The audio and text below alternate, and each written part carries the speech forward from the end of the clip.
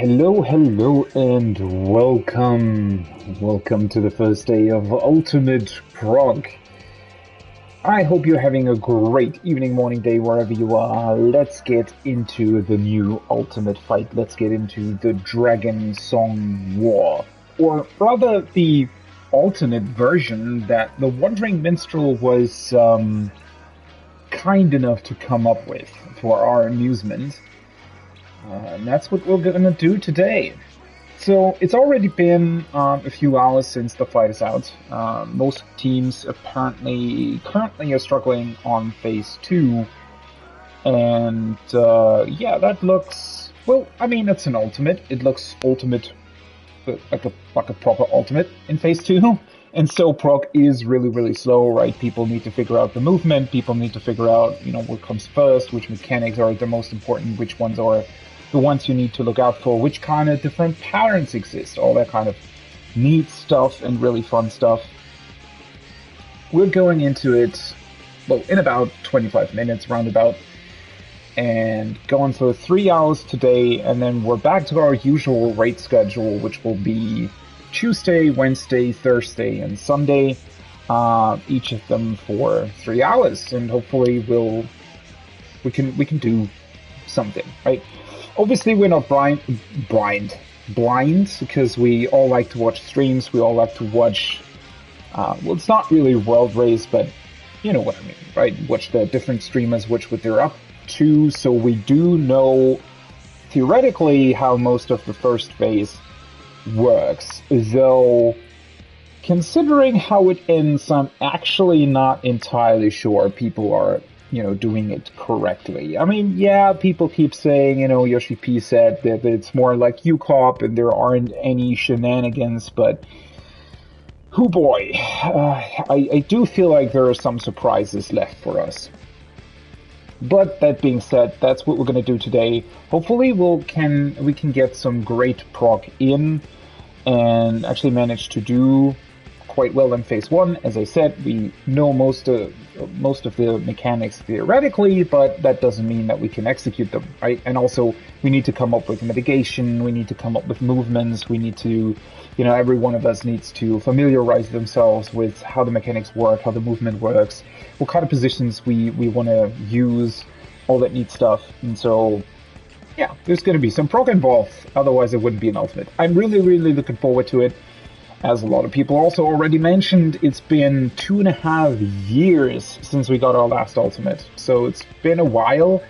As you know, our team has been progging T for the last, I don't know, what was it, like 2 to 3 months? So we had some breaks in between, which was also really, really fun. I do have to say, I really enjoyed progging T on Black Mage. It was a really fun time, especially since Black Mage doesn't really change its rotation too much. Arguably, it's even a slightly harder rotation on 80, since you don't just have the free sort of paradox instant cast in between, right? You actually need to cast Fire 1.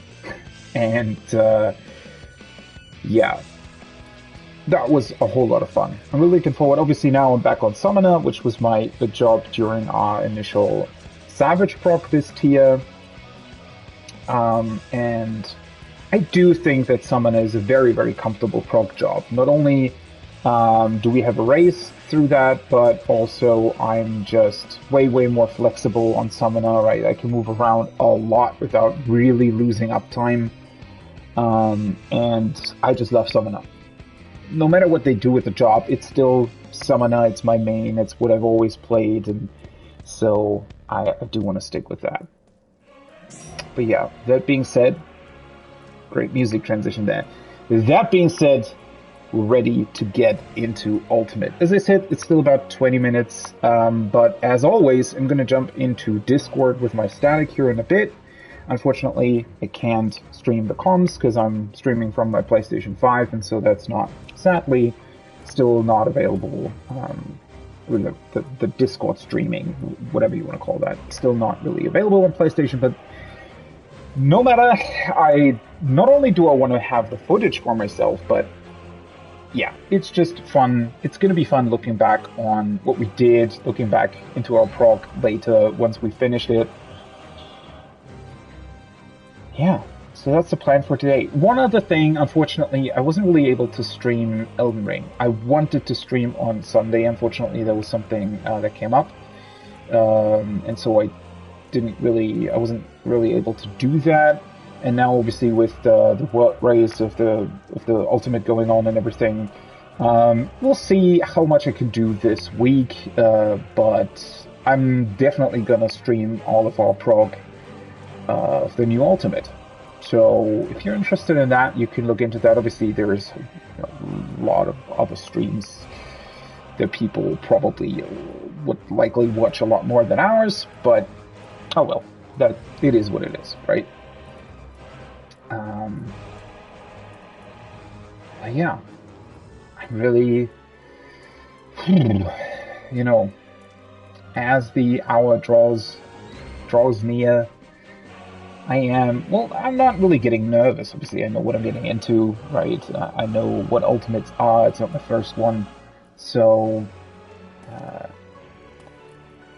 I'm excited. I really want to see what's up. I really want to see how well we're doing. And how this will all turn out. Because obviously, we don't really know where it's going, right? Which is a lot more exciting than... Well, I mean, T is still a fun fight, right? So far, without having done the new Ultimate, T remains my absolute favorite fight in this game. But, well, you never know, right? We've only seen about, well, the first phase and, I don't know, a minute of a second, so maybe 3 minutes of the fight. Not entirely sure. It's a bit weird since it has a checkpoint, which people are already memeing about, but that can mean everything and nothing. I'm still convinced that there is something finicky going on there. I'm not, I don't necessarily think that that's just it, right? Because putting a checkpoint in an ultimate after like 2 minutes seems completely illogical to me, unless there is some specific junction point at that phase, and there is something happening at that specific time. So, that does make me think that there might be more going on there, but we'll see. I mean, that's the exciting part, right? That's really the most exciting thing about all of this, is that we might find out, maybe even while we're streaming or while we're progging ourselves, maybe we'll see what other teams come up with.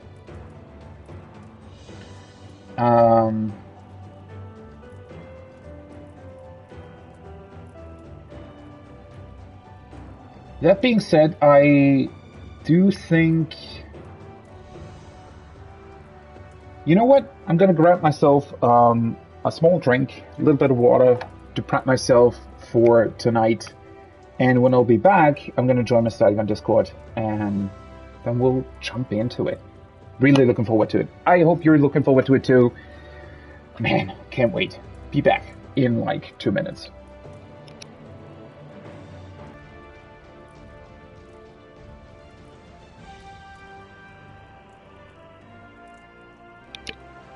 All right, there we are. There we are.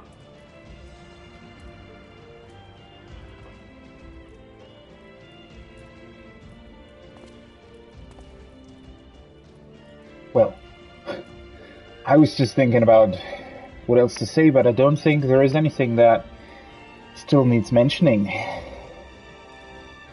Man, it's going to be exciting. I'm going to jump into Discord. I hope you're having fun. See you on the other side.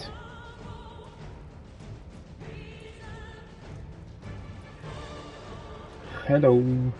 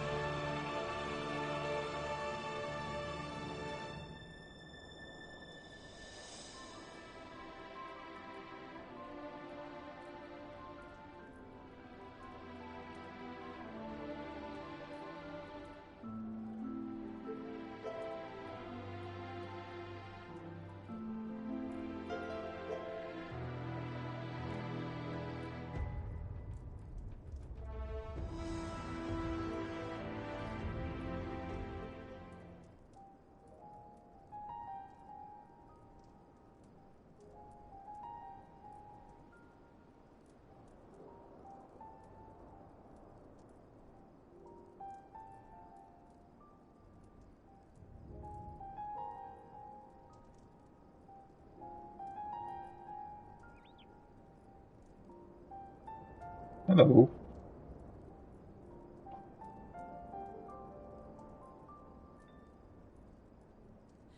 Welcome and well met, my brave little spark. How long you've wandered, burned bright as a star. Oh, I have awaited you patiently all this time.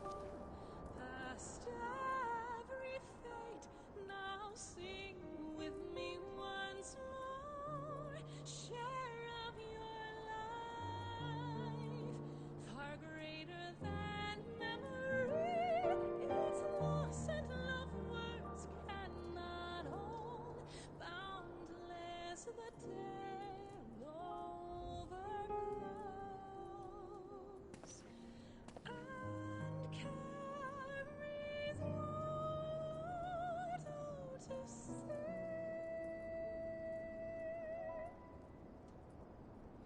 Remember the rain, near and far below. Each drop I guess it's just that the markers specify just how large the orb explosion is, or and how yeah, the it's probably stars just float on those an easy waters.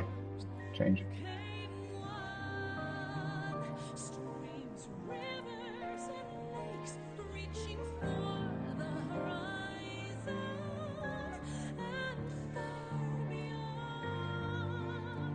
They carry onward, however changed with each brief reflection by setting sun, by storm's wake, till there comes home to gentle sea,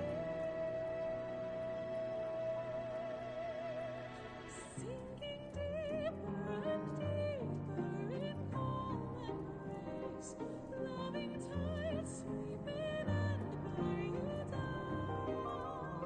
Should you meet us rising surface face, with your unbeating heart wish them well.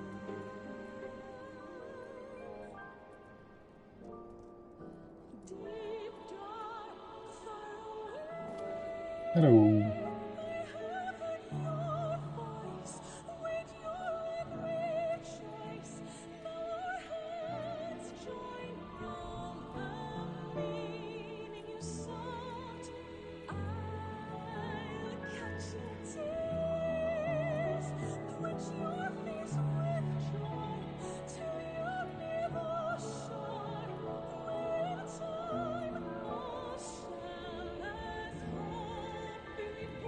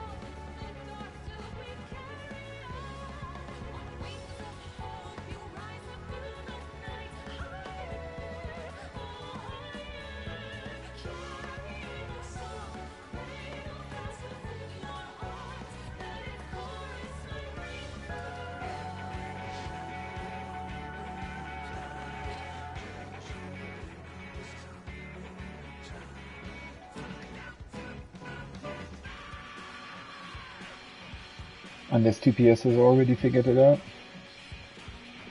I mean, they do seem to be on P3, huh? Do you think that Cleese scheduled that tweet? Yeah, it might be.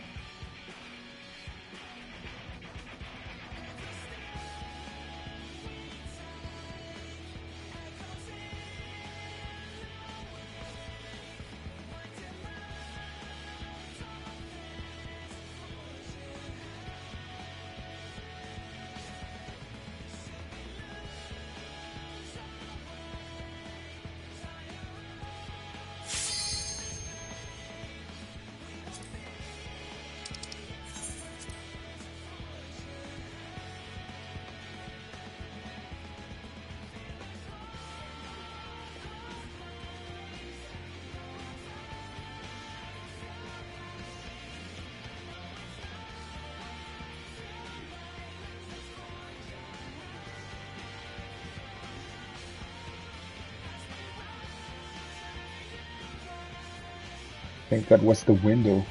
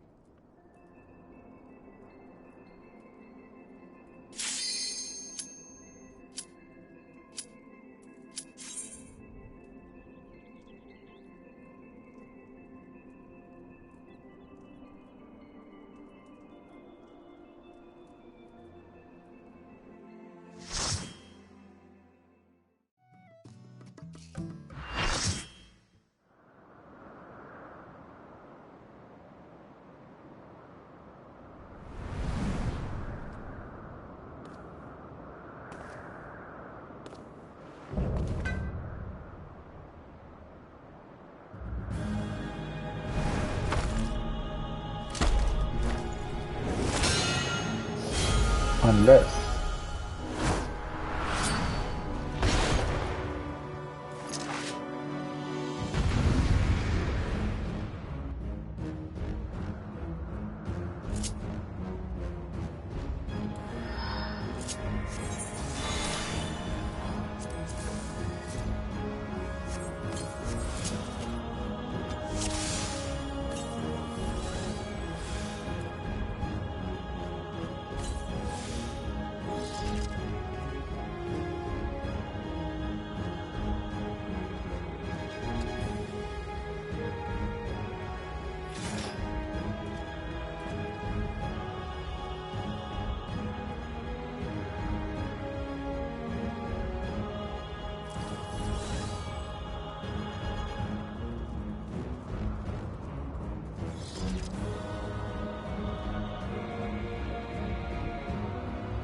go.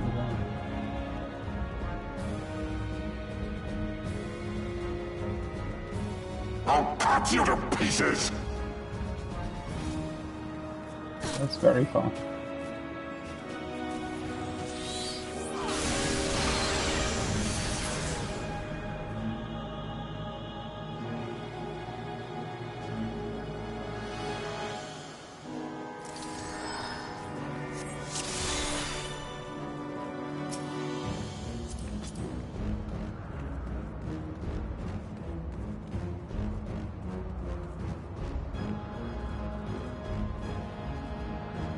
Can we just put them on the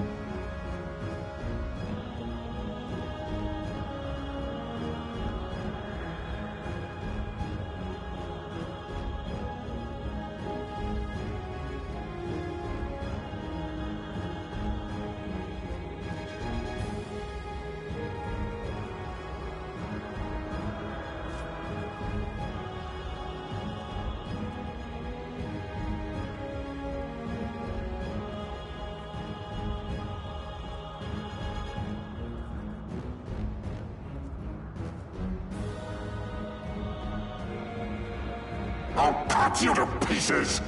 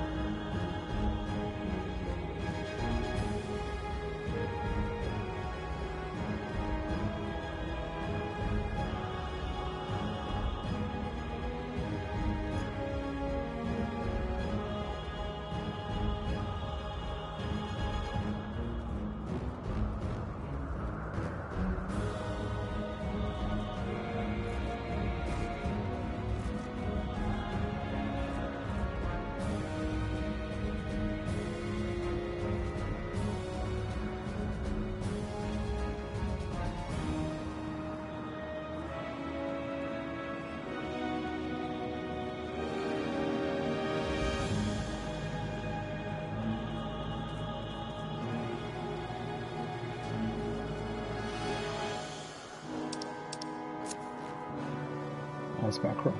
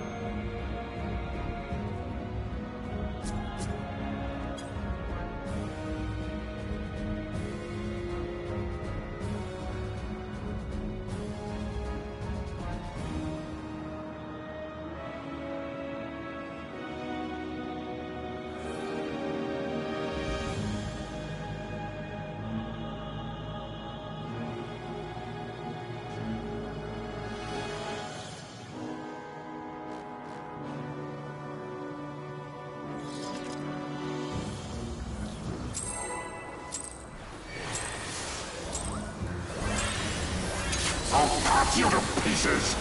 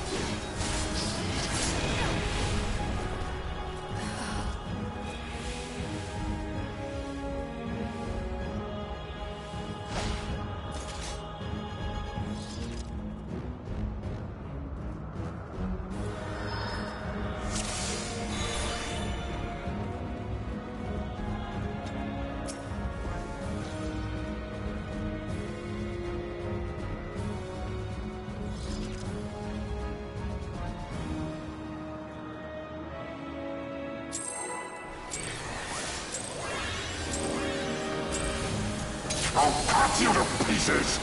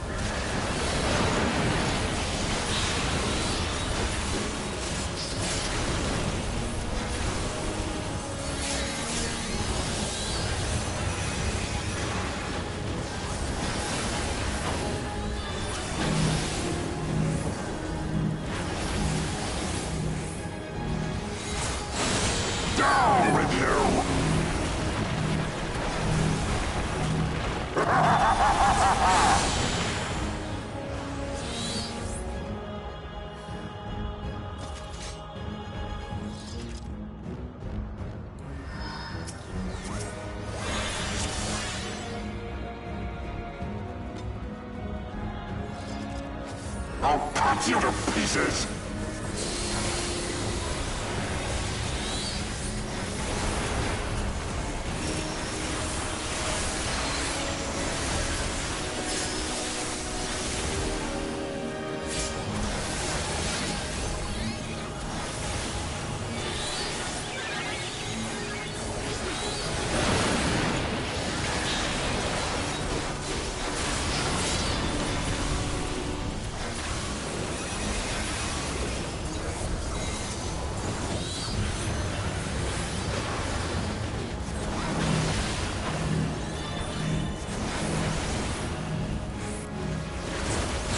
Down with you!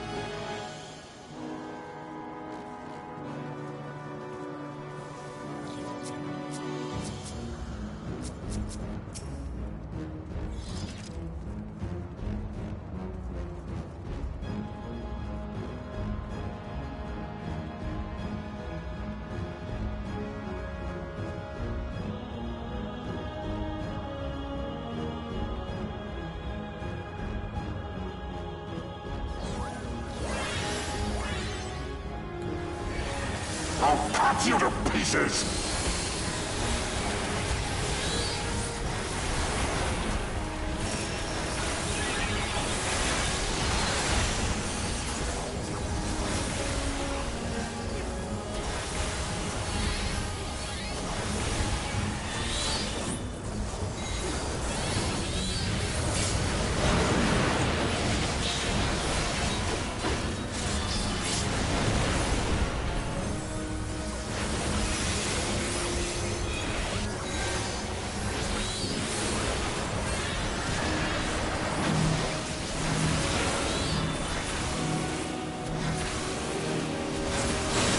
Down with you!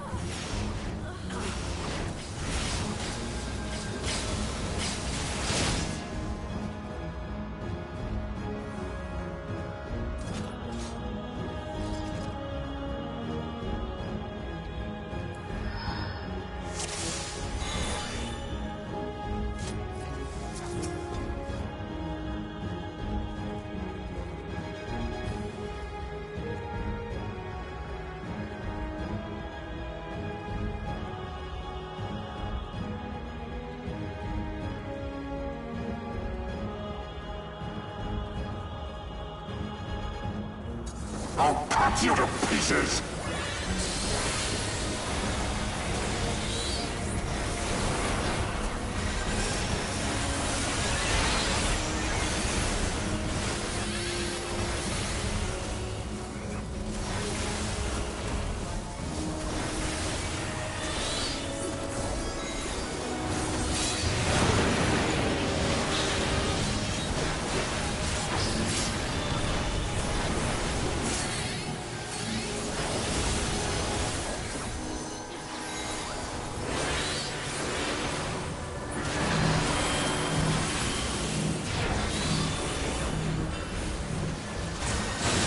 Down with you! That's really...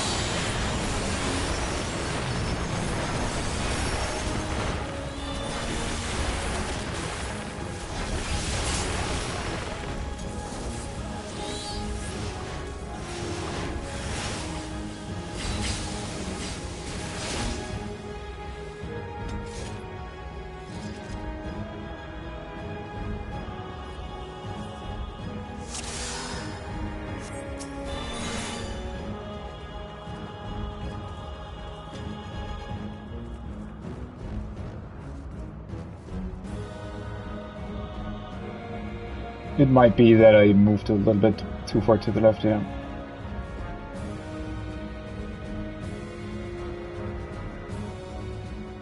Yeah, that was just because we ran like left, right the whole time. I'll cut you to pieces!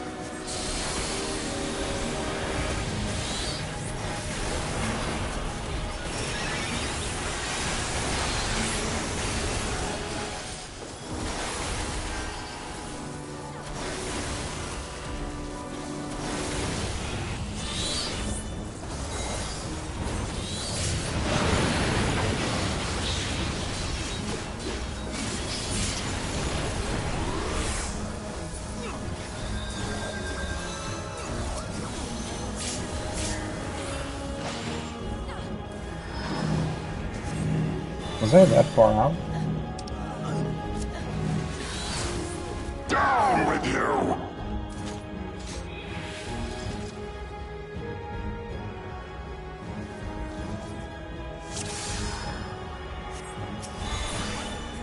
I'll cut you to pieces!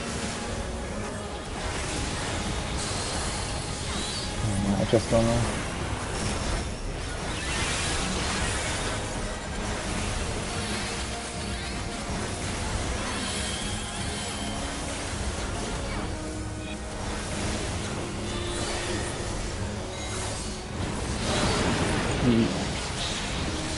Yeah, we shouldn't stand in the hitbox at the beginning.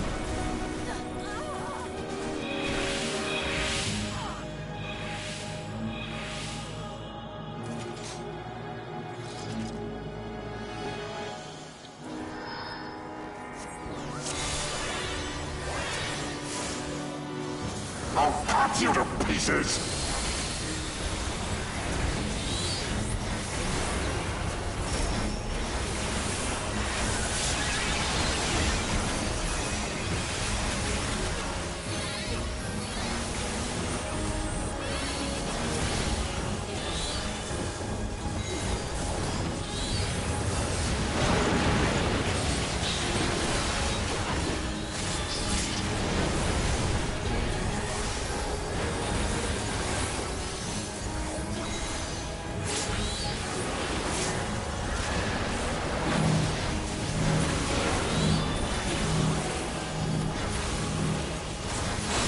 Down with you!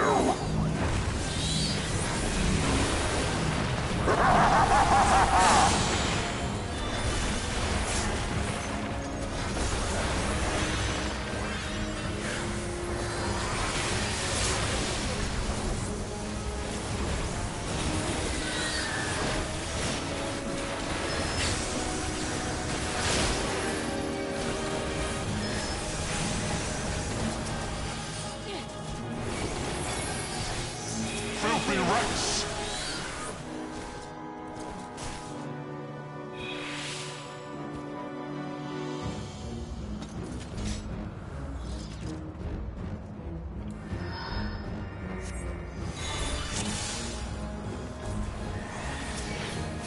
I'll cut you to pieces!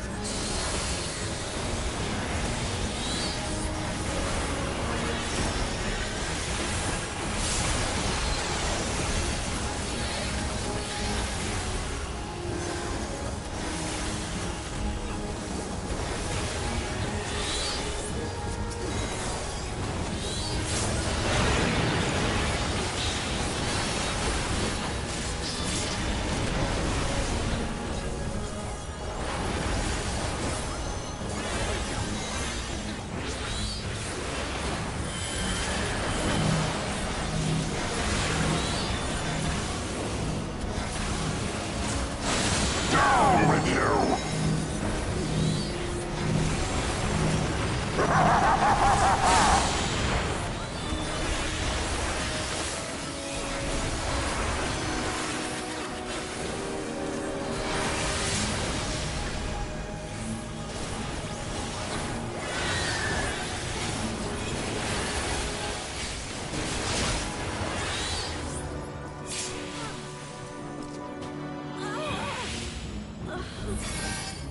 Yeah, because the other guy stands there.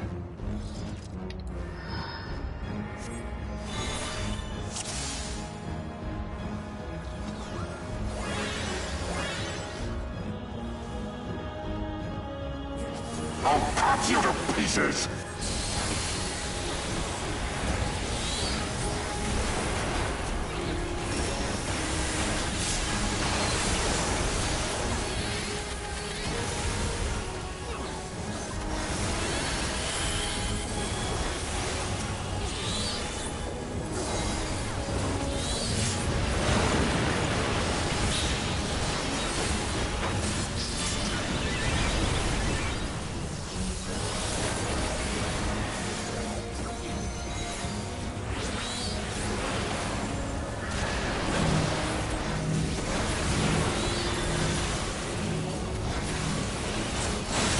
Down with you!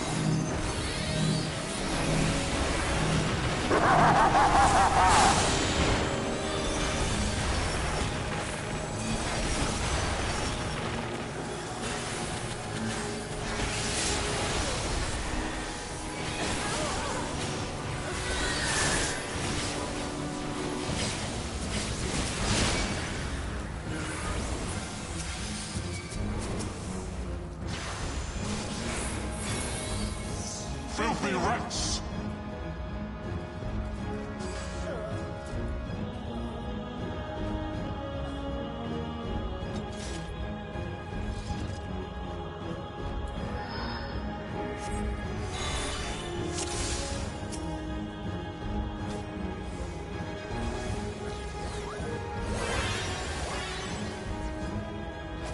I'll cut you to pieces!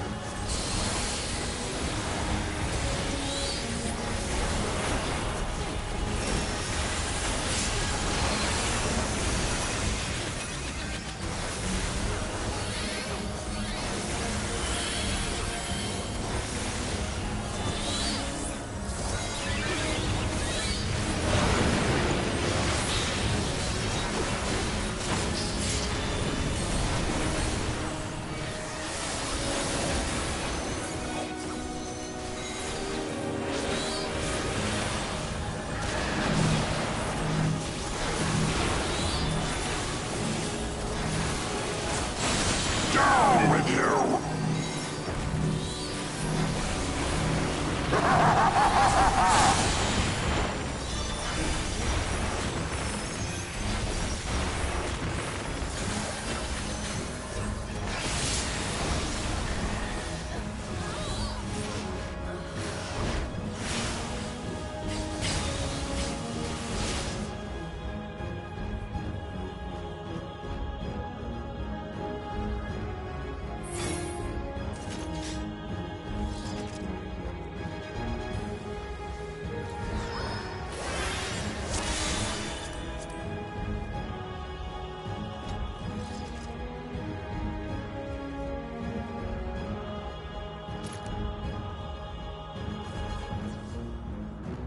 I'll cut you to pieces!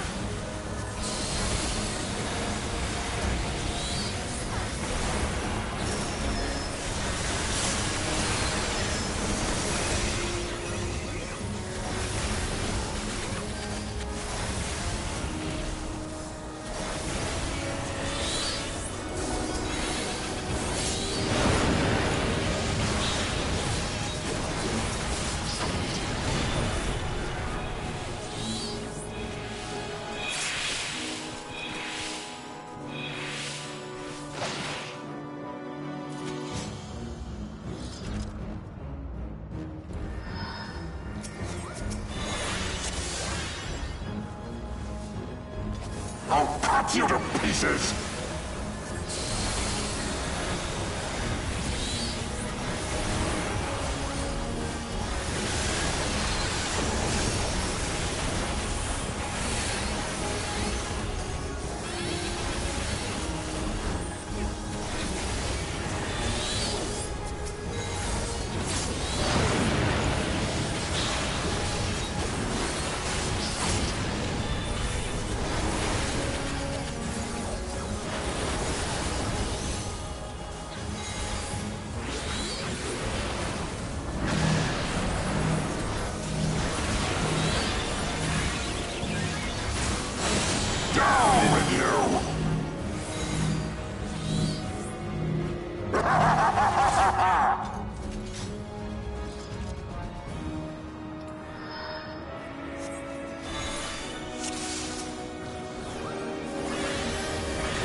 cut you to pieces!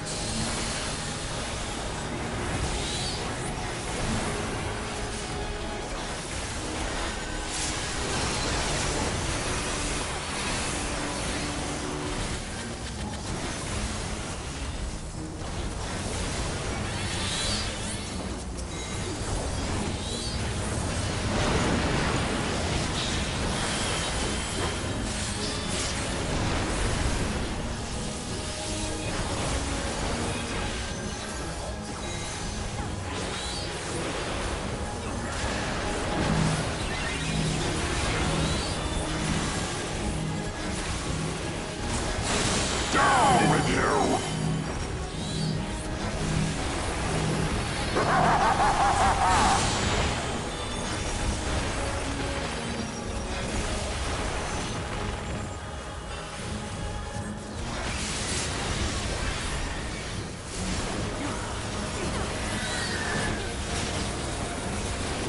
Thought so.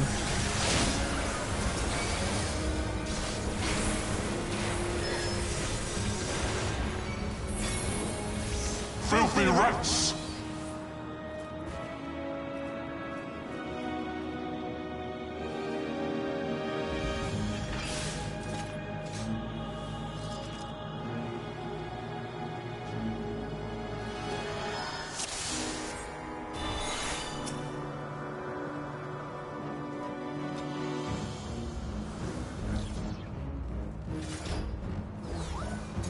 I'll cut you to pieces!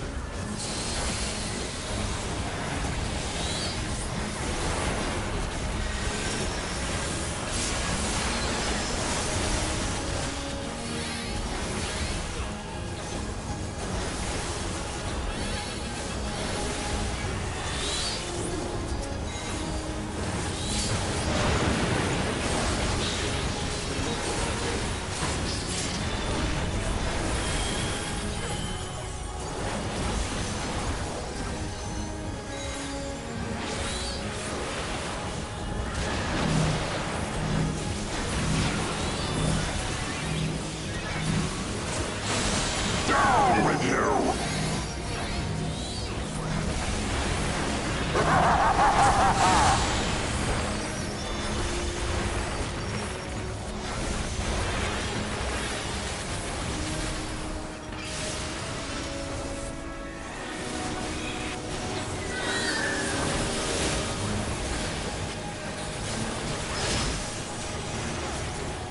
Come okay.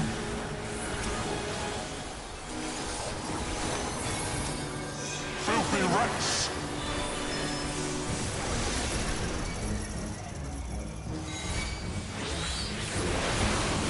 Get on with you!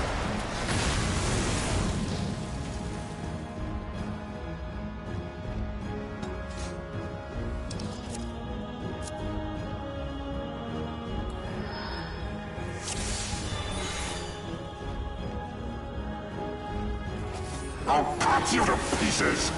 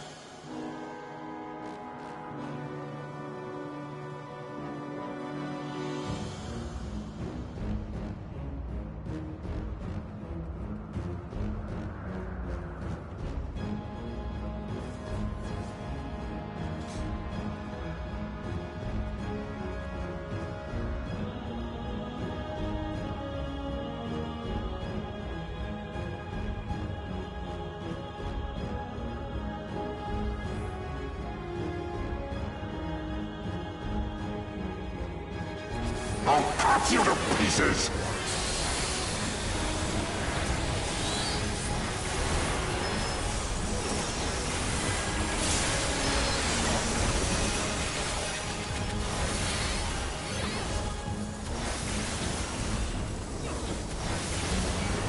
Do you want me maybe to addle the first one then?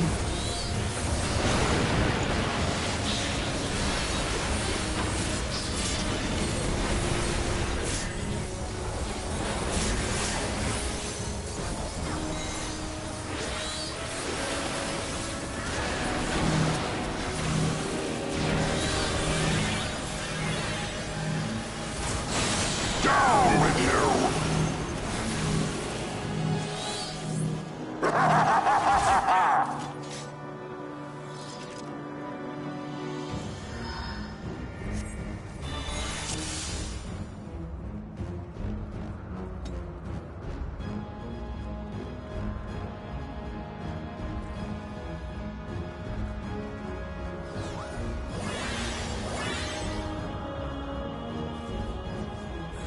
I'll cut you to pieces!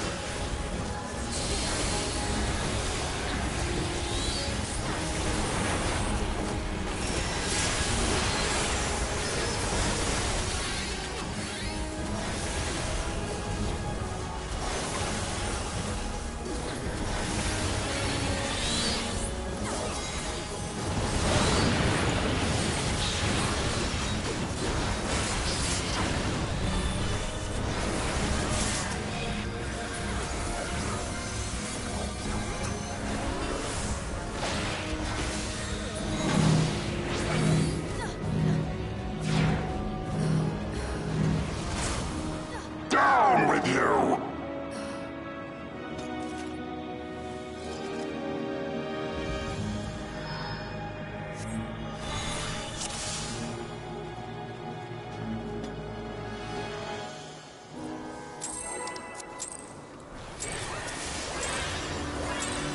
I'll cut you to pieces!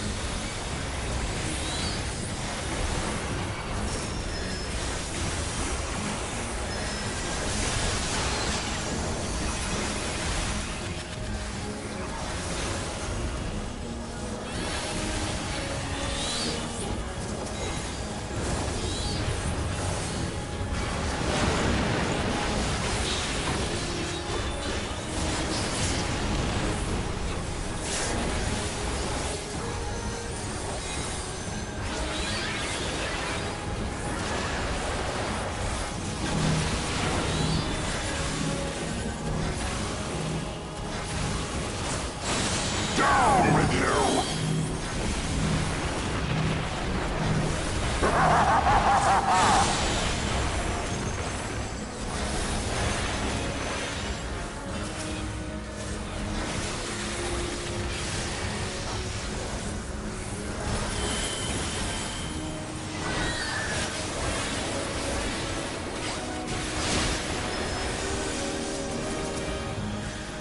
Godzilla. Filthy rats!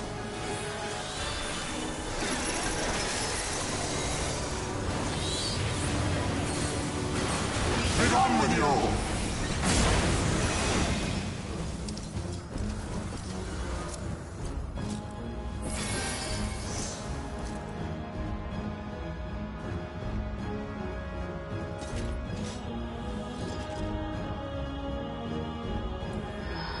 Are all the streamers invulning that far away? Or are they not? Okay.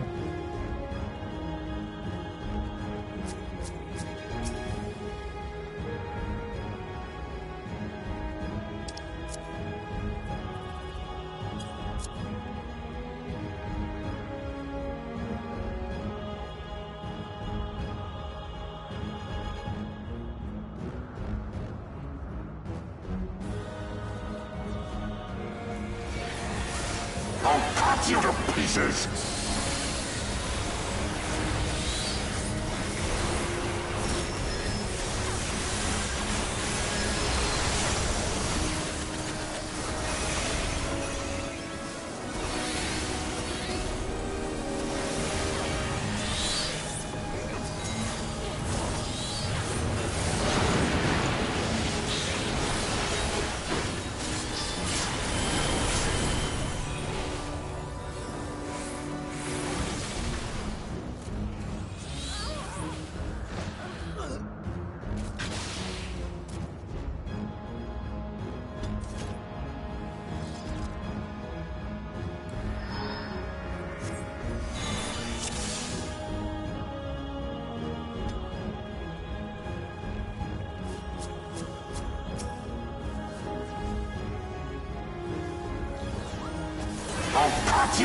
pieces!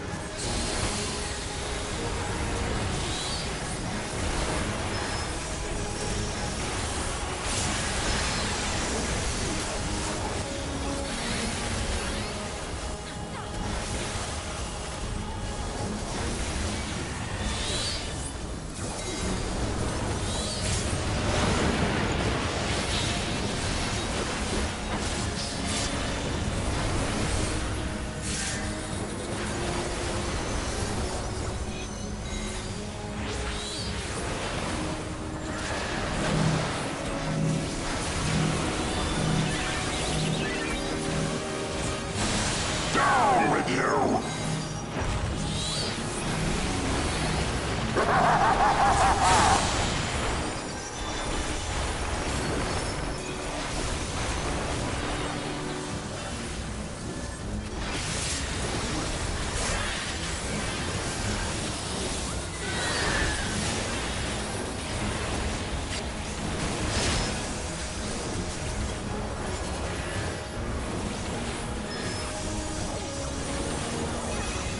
Filthy rats!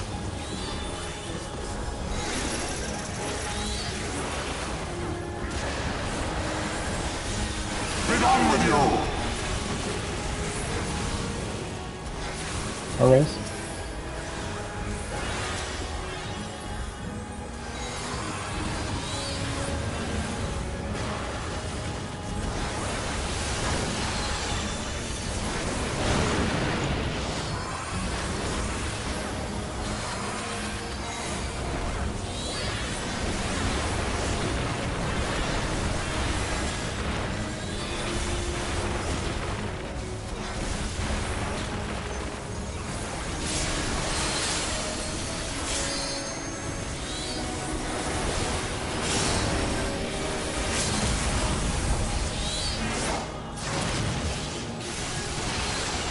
Should maybe put more into the paladin in the beginning when we can.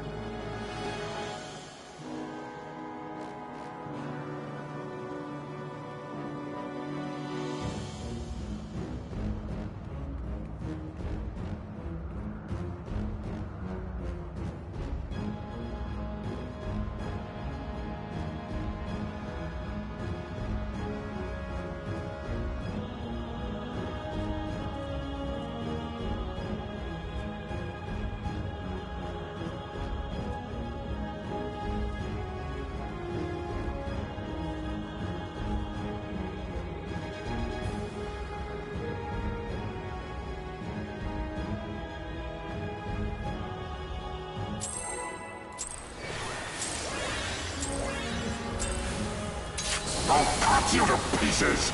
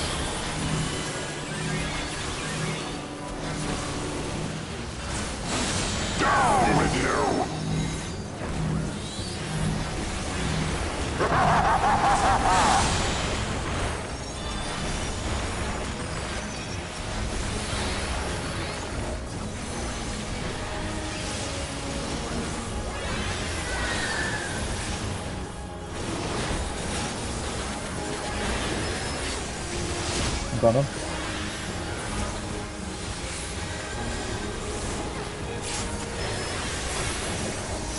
Filthy wrecks!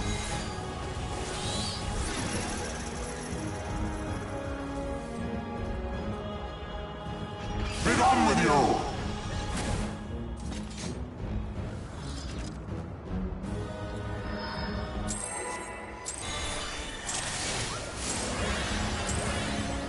I'll cut you to pieces!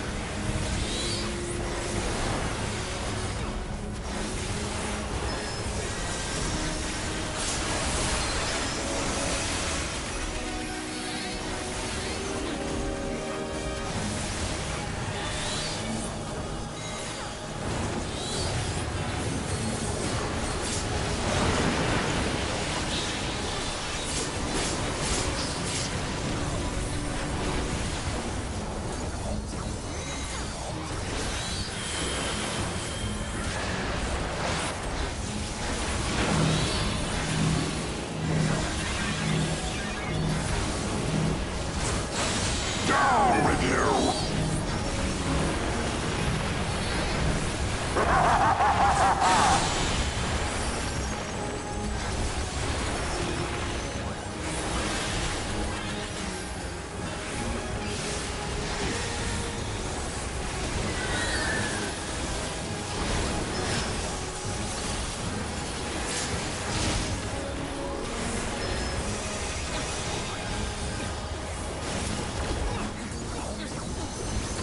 Filthy wrecks!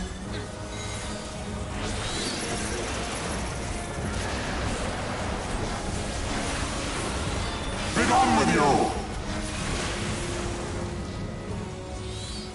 You need to stay in the beginning.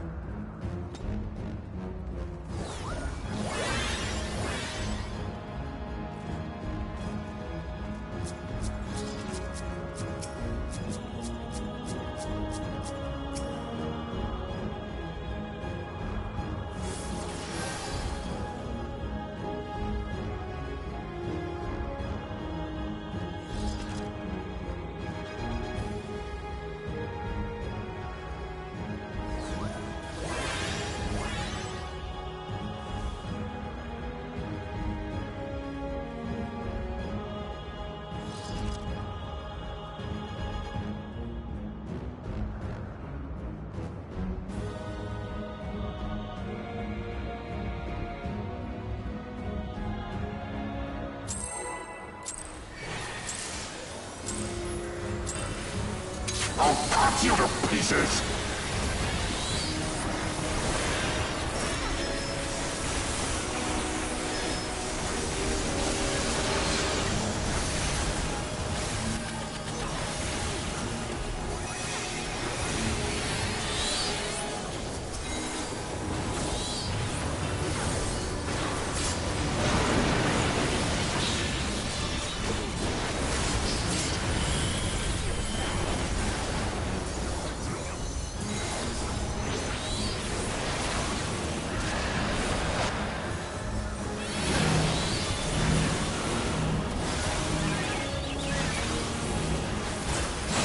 Down with you!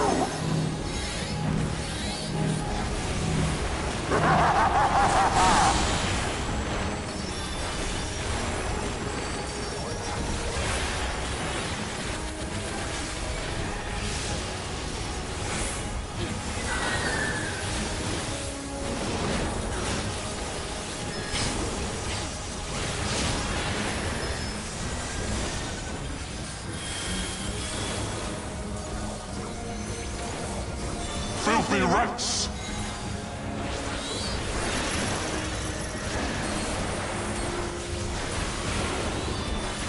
Be gone with you!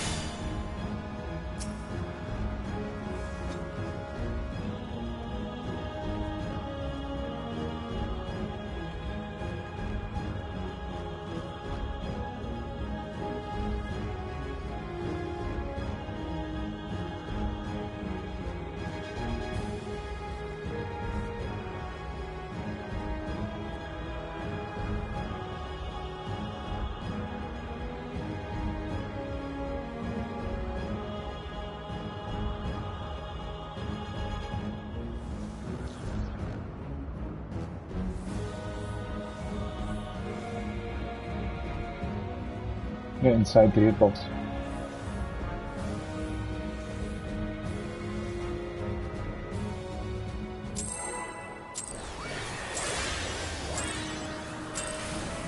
I'll cut you to pieces!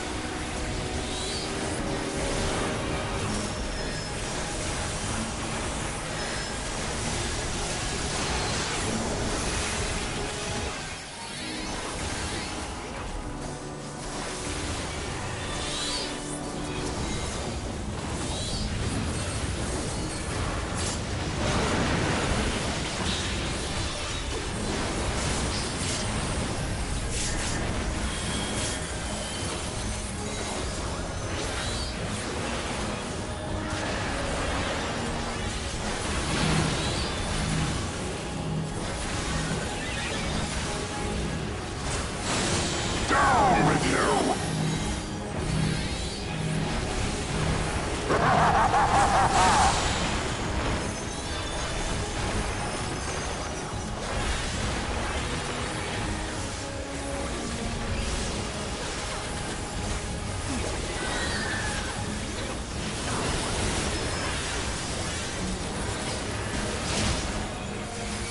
One more time.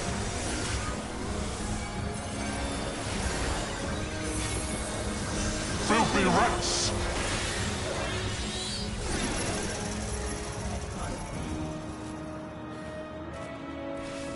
Be done with you!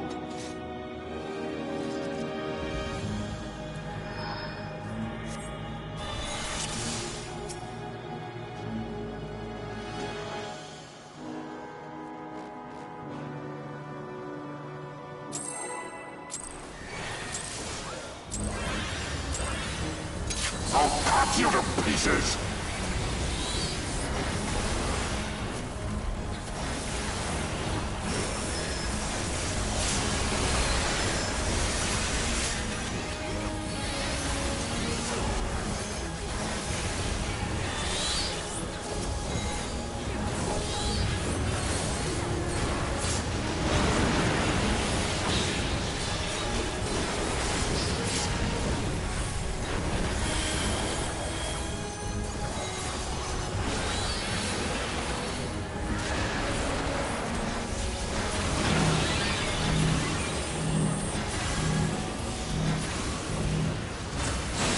Down with you!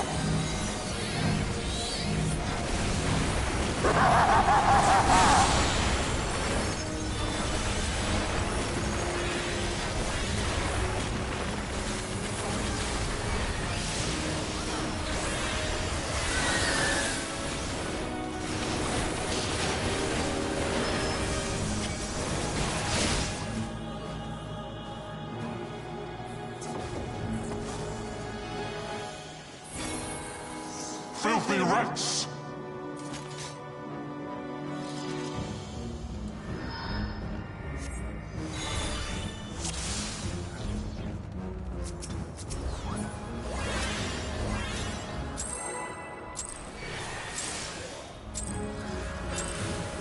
I'll cut you to pieces!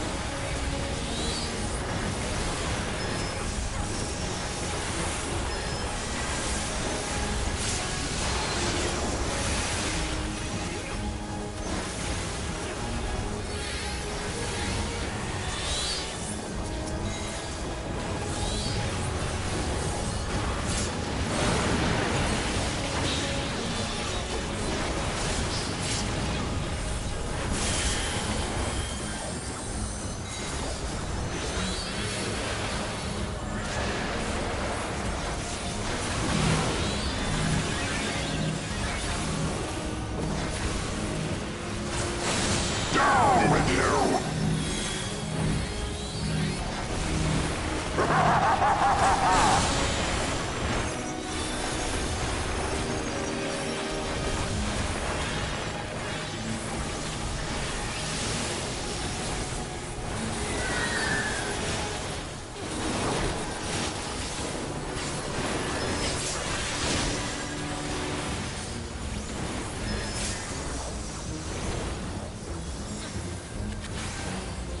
Filthy rats!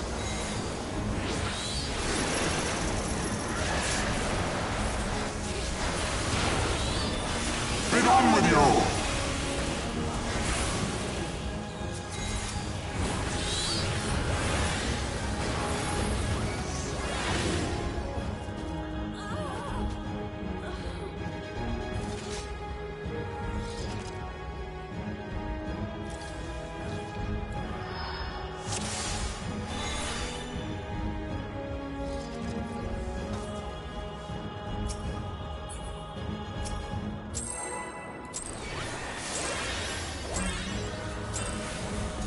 I'll cut you to pieces!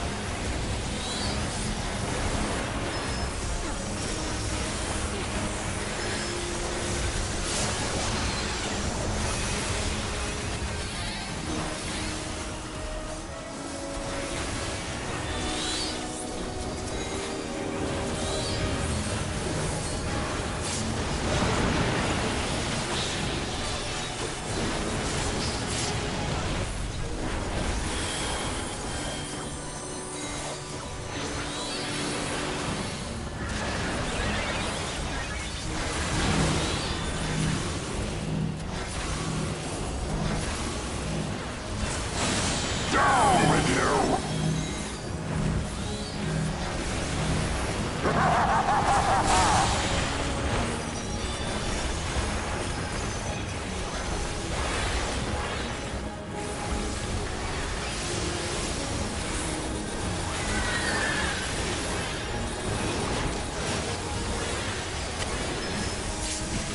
Let's go.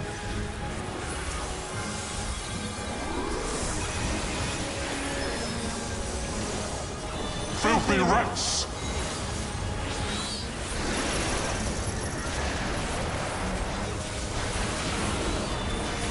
Be gone with you!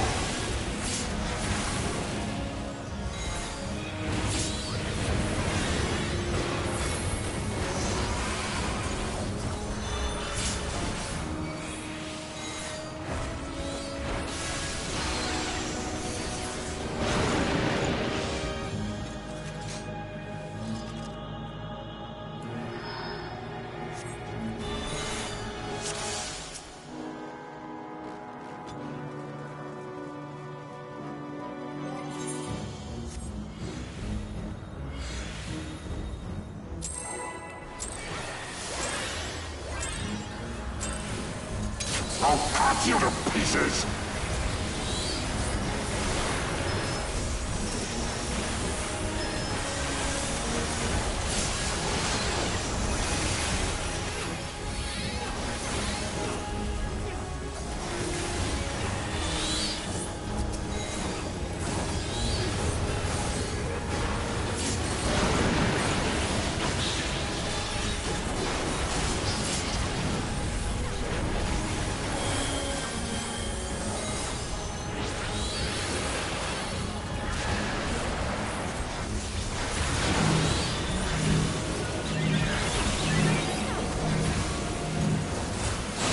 Down with you!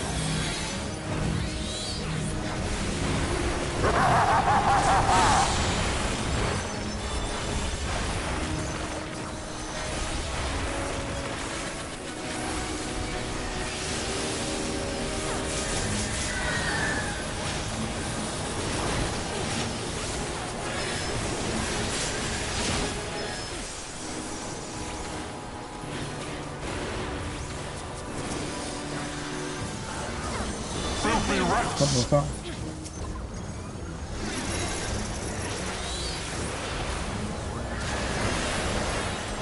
Be gone with you!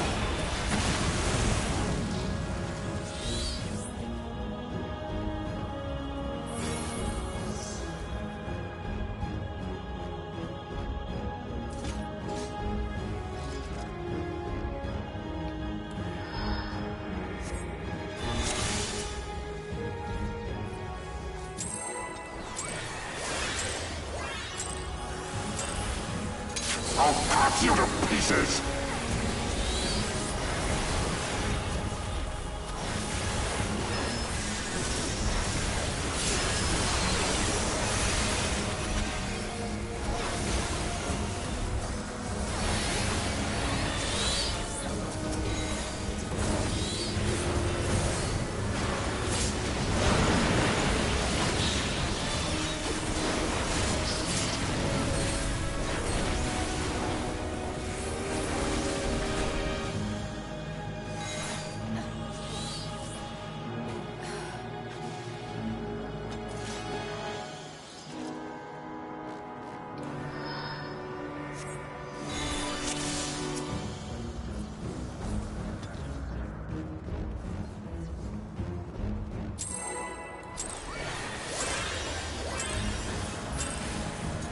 I'll cut you to pieces!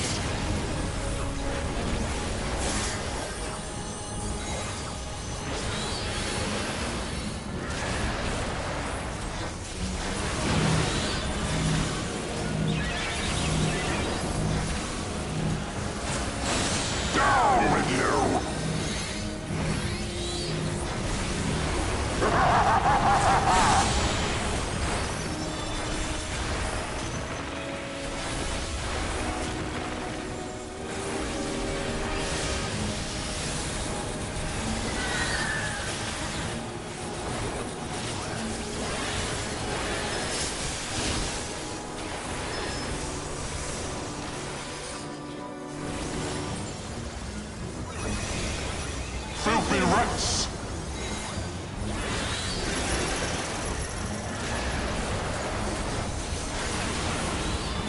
Be gone with you!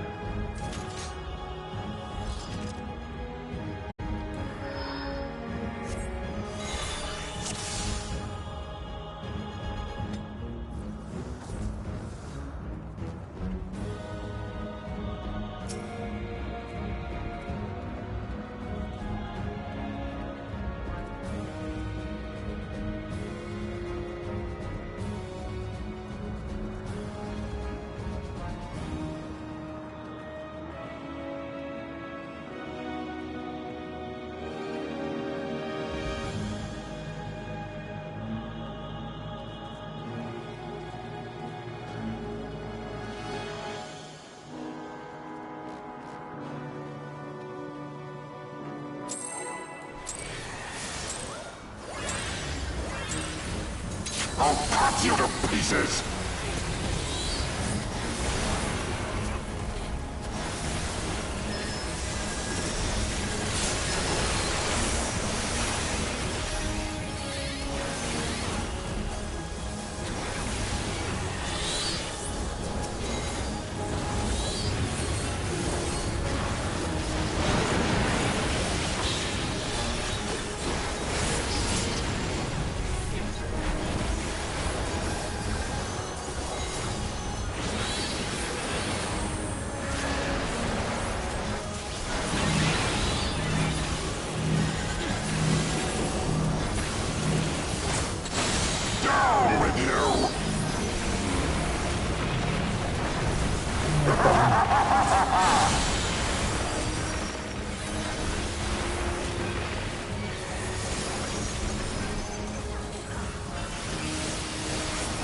That was my bad.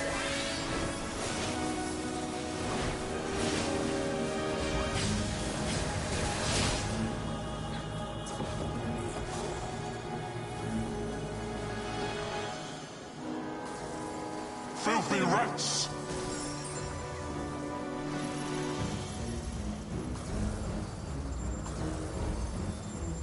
Be gone with you!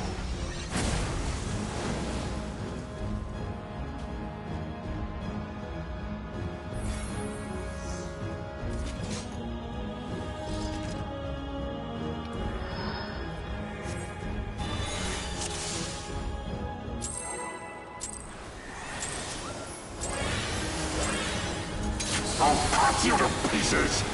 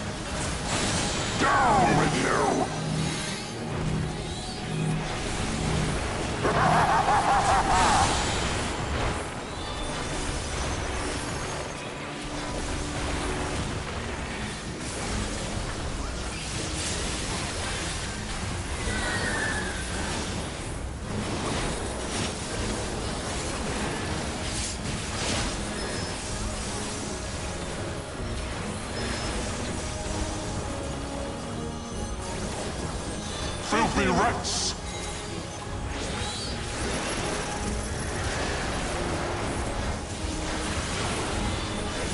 Be done with you!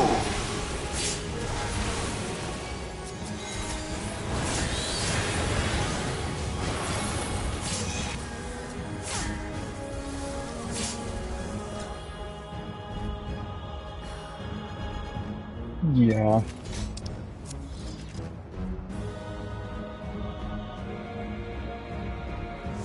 It's only 27k.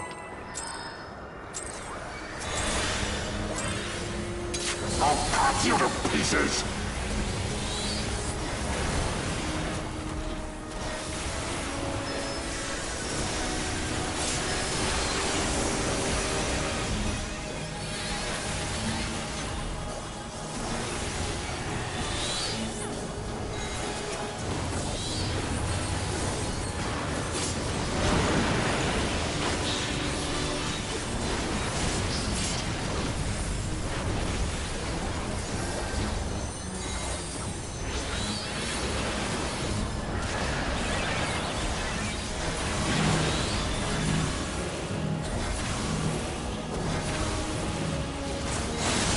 Down with you!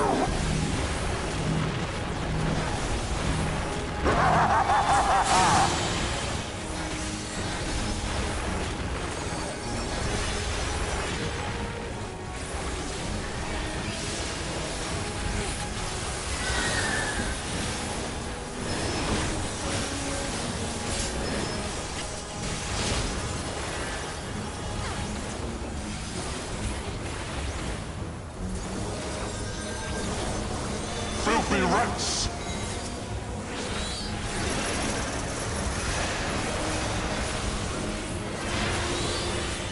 Be done with you!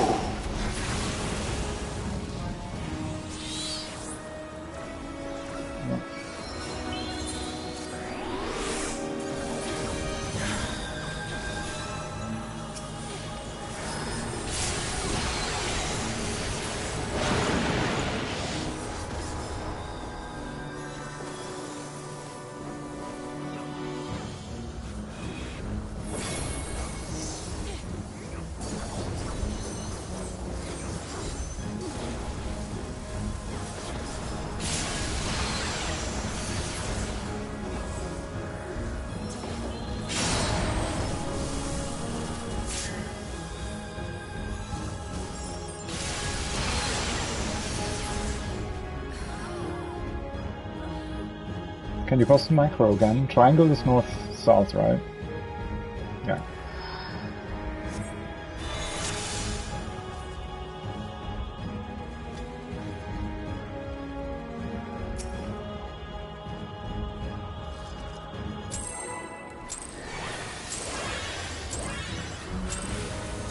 I'll cut you to pieces! I put my party lock together with the damage lock.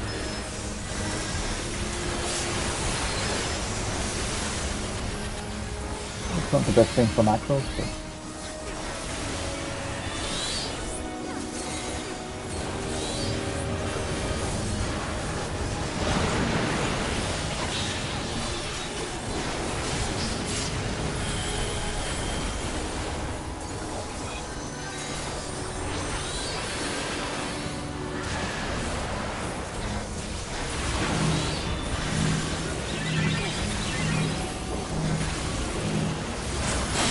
Down with you!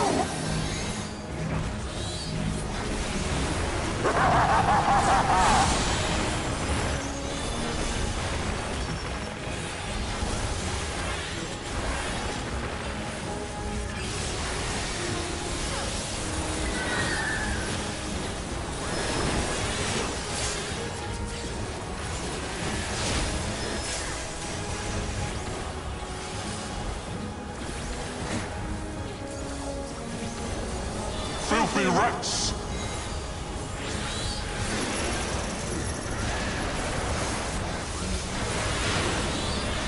Be done with you!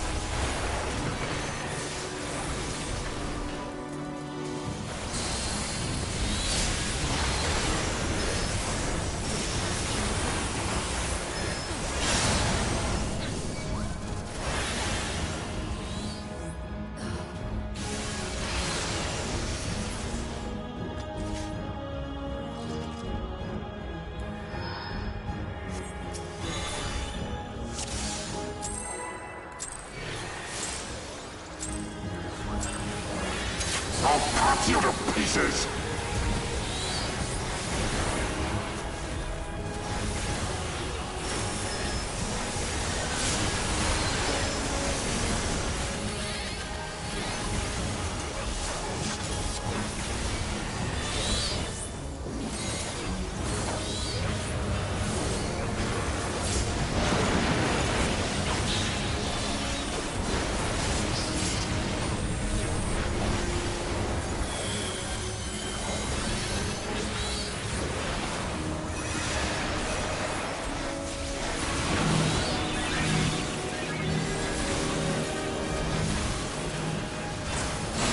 Down with you!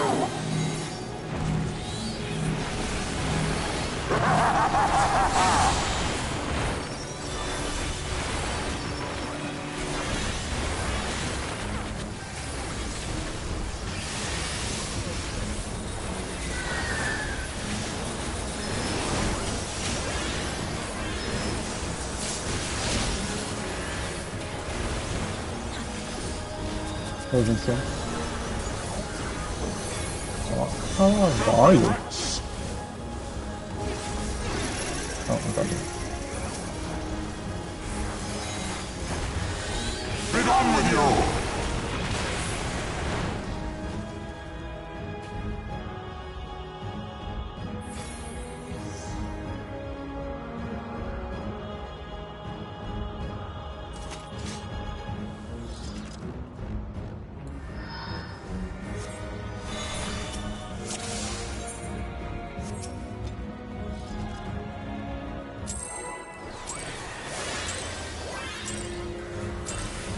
I'll cut you to pieces!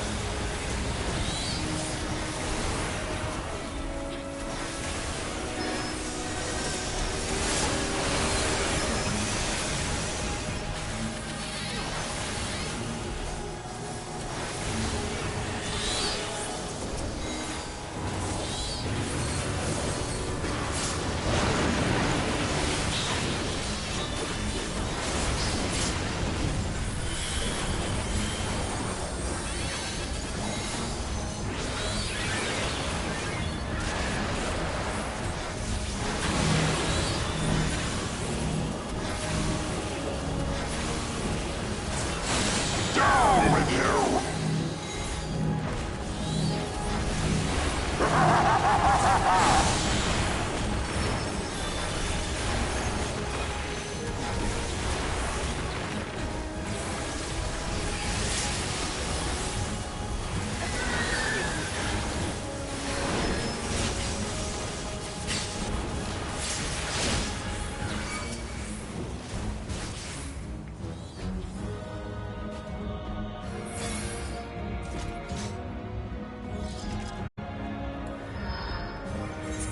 Got a recovery check.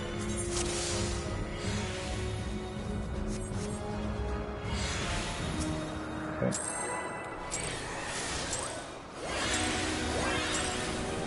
I'll cut you to pieces!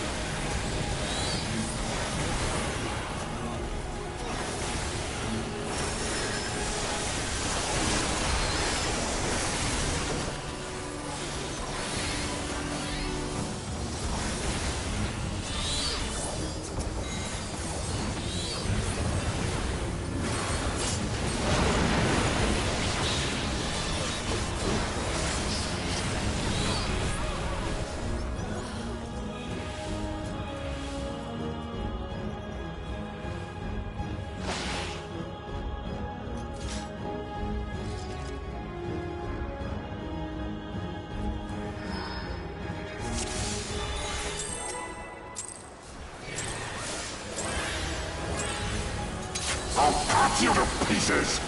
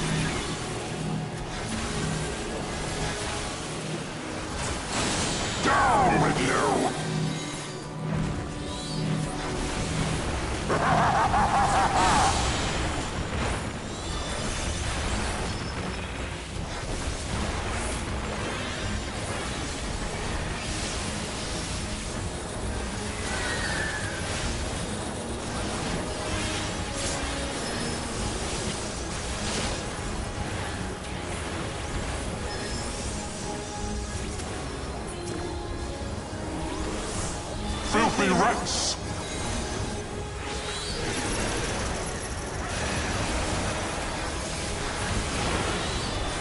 Be done with you!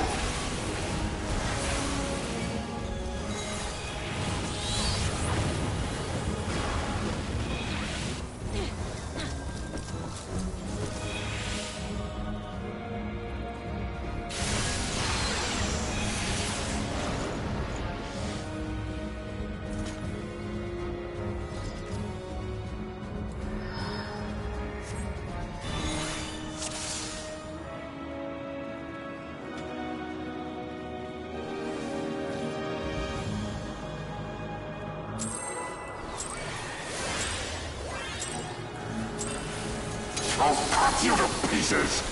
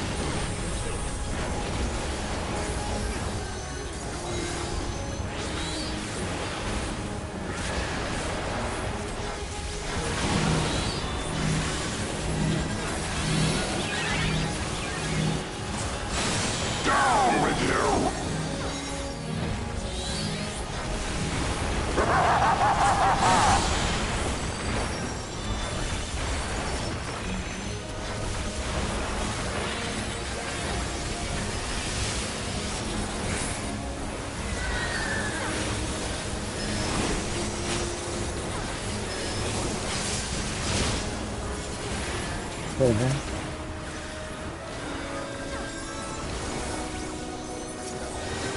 Filthy wrecks!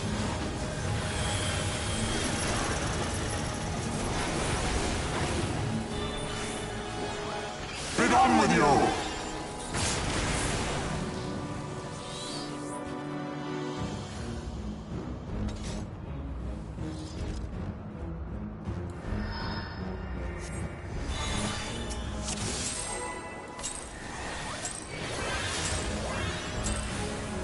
I'll cut you to pieces!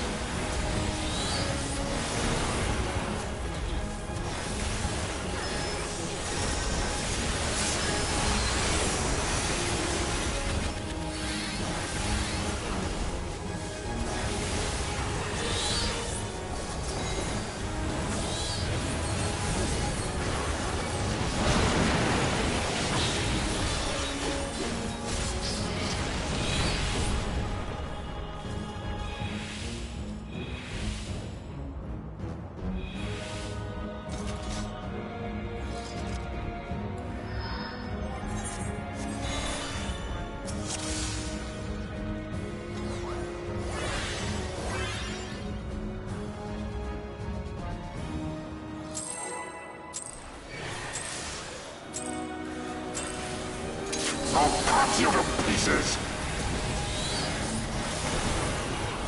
More carbon. Did nothing wrong.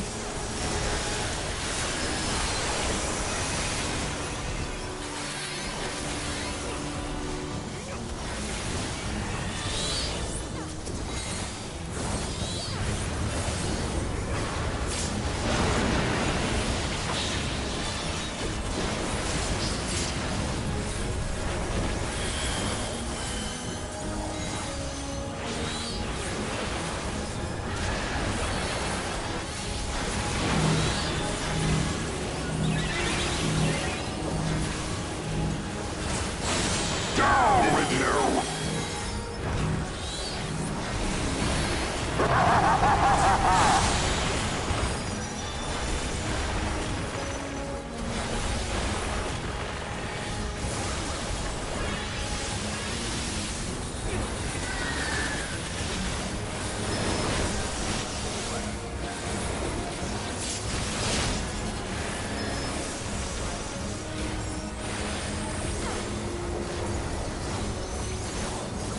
Filthy wrecks!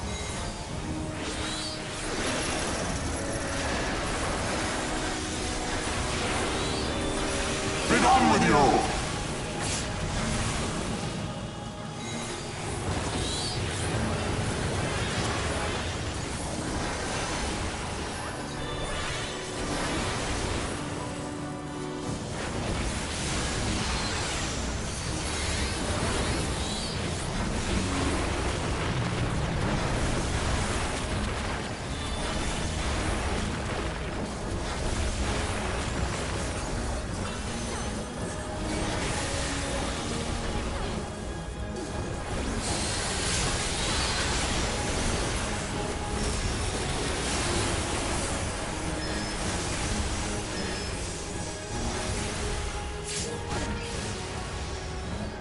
That's a fast enrage.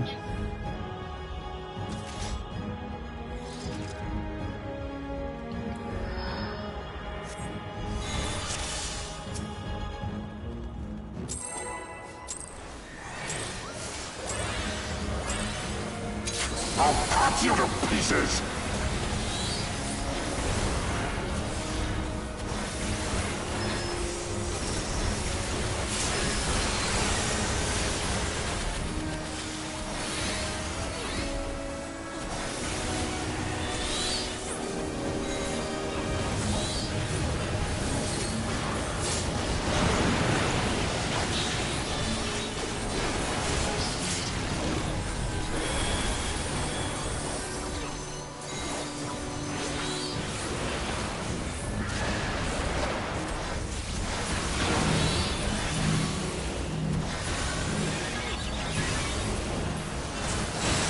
Down with you!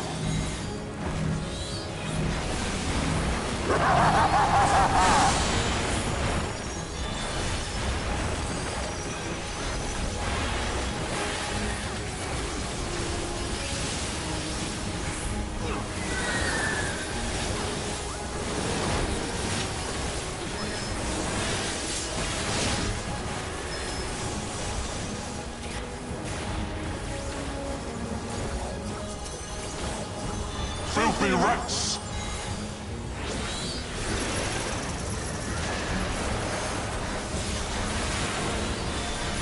Be gone with you!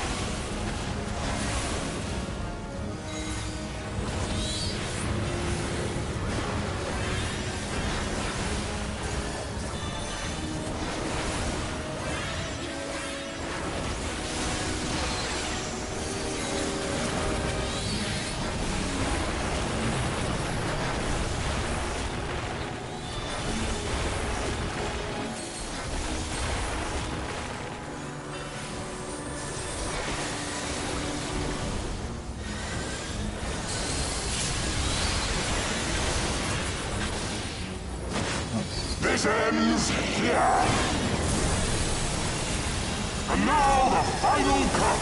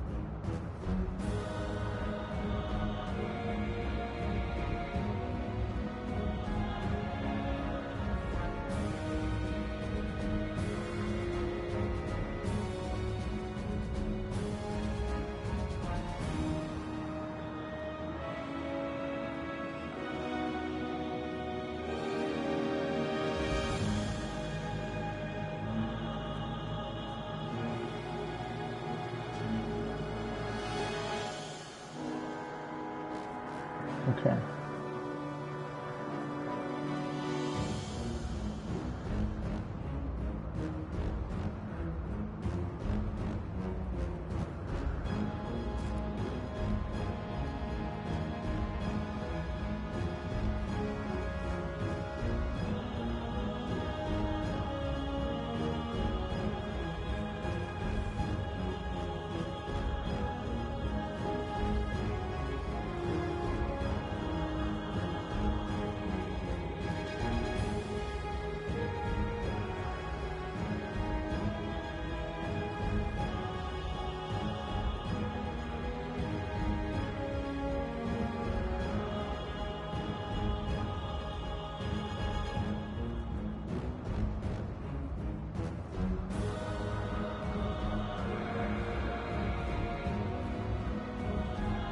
And it's tank, healer, ranged, melee? Tank, melee. Okay. Yeah.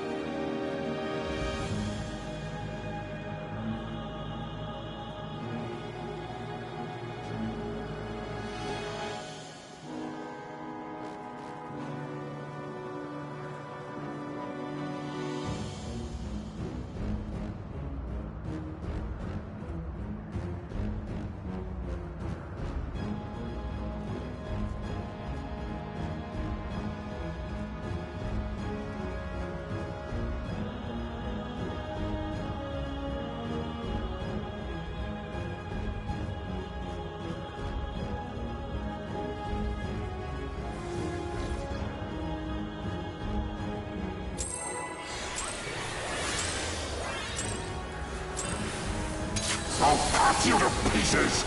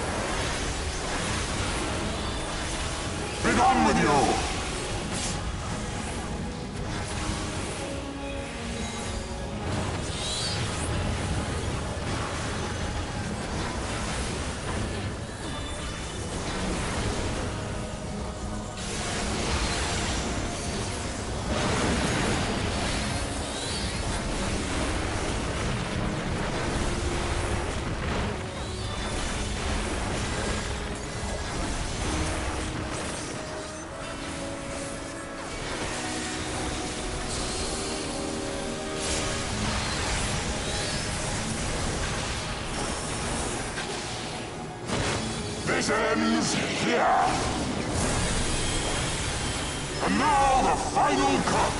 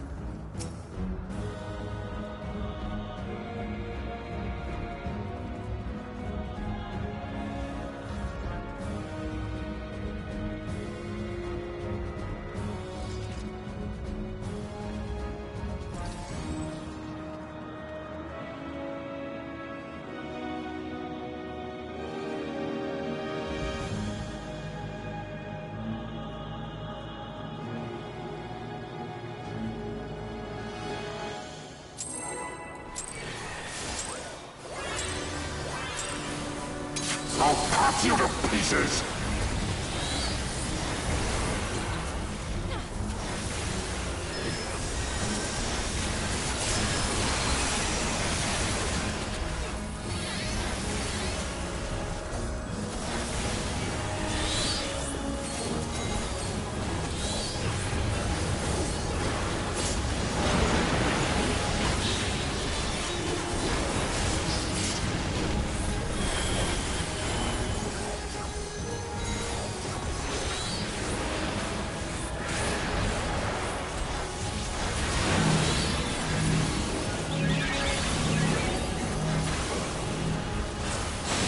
Down with you!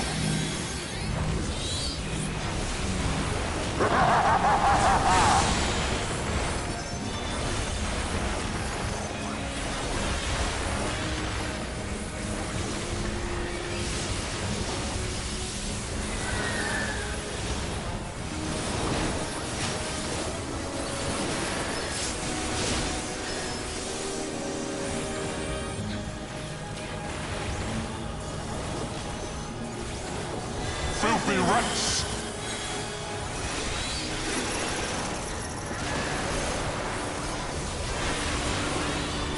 Be gone with you!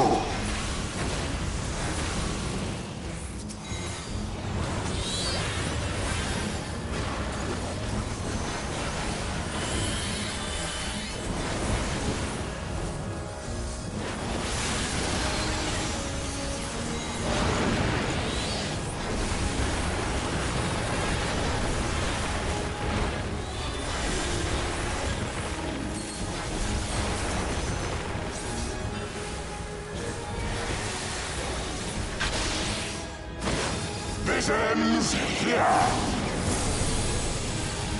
And now the final cut.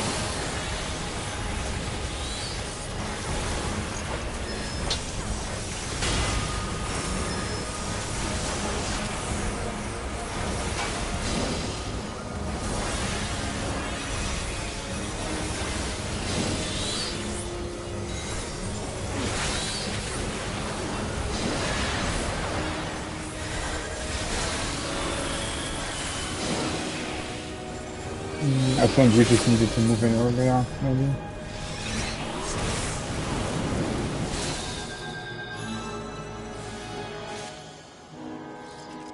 Oh, yeah, okay.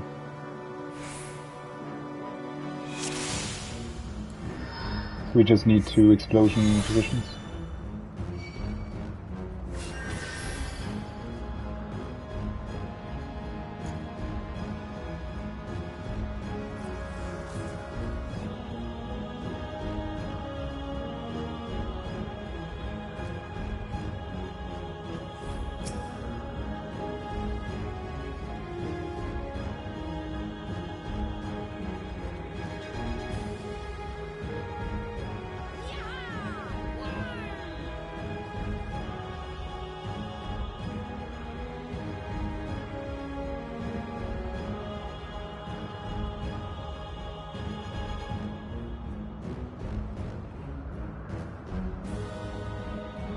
How long do you have between the cone and the explosion exactly?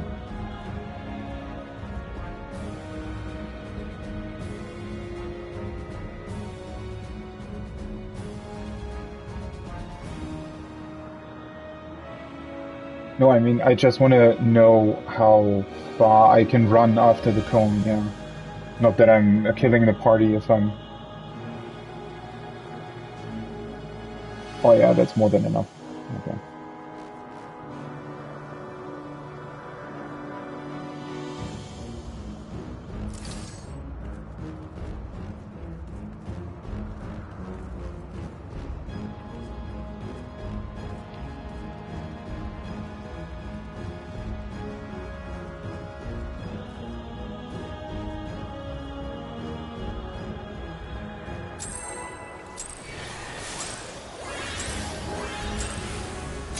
I'll cut you to pieces!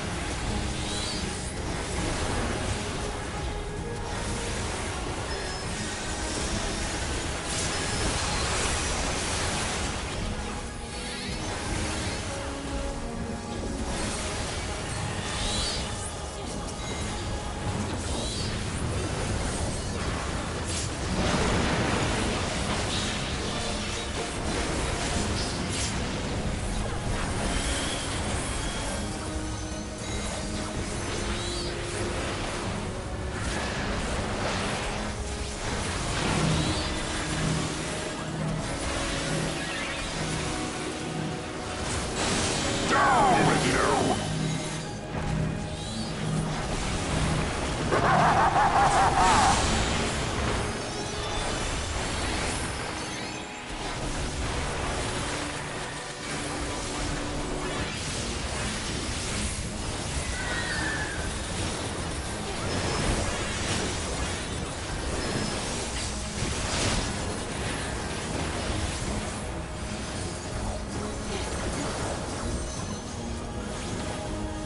Filthy rats!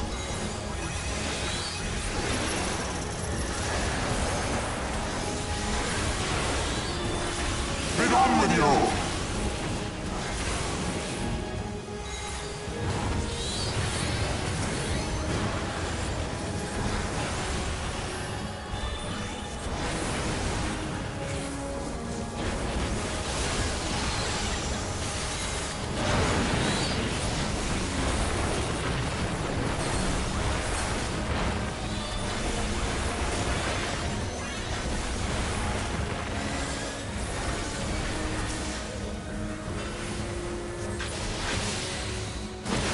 This ends here!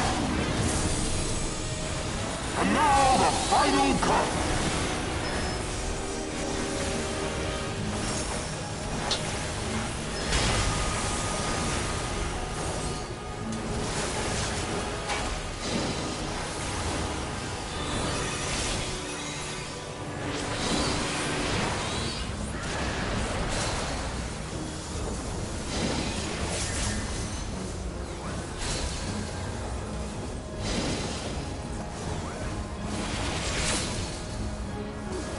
Am I not completely full?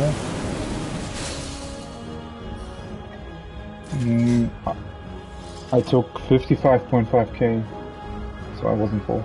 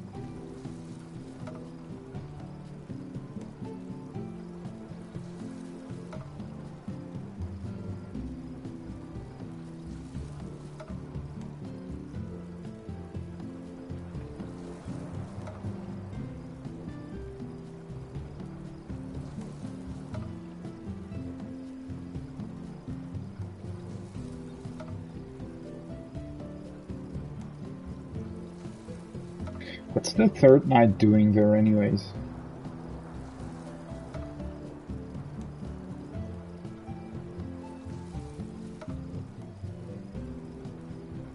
No, aren't there, like when that whole thing starts, there are 3 nights, right?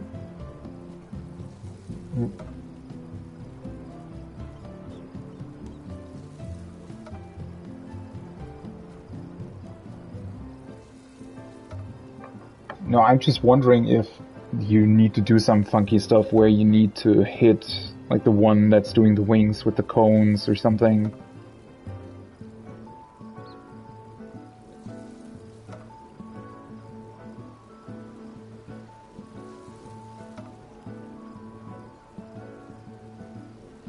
Oh, yeah, so that's not it.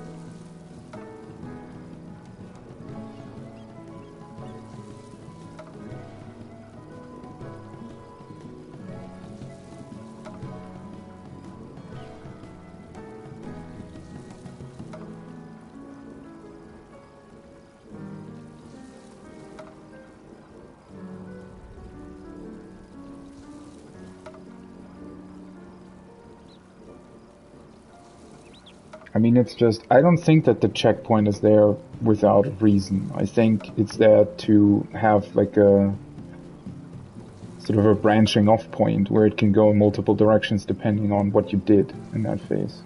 At least that would make sense, right?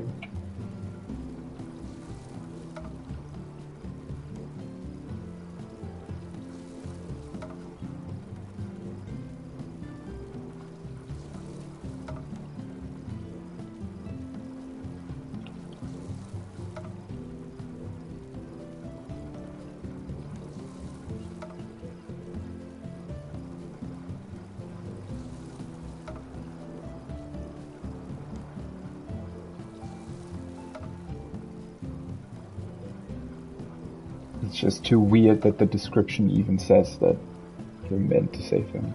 Or he's meant to survive or something.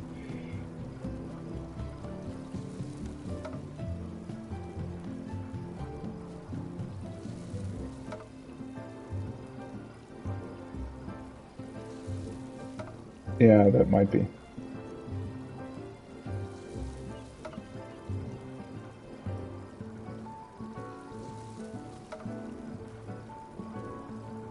Well, I mean, a few people have also said that maybe they put the checkpoint to have sort of a 4PF, like a way to check if your party members are actually up to the task, so that you don't, like, if you can make it to the checkpoint, then your party's good, and if not, then you should probably disband it or something. Like, maybe it's for that specific reason. Yeah, that's true. Yeah, I don't see. I mean, that's why I'm thinking that it's something to do with something else. It would just to be too weird to have like a random checkpoint there.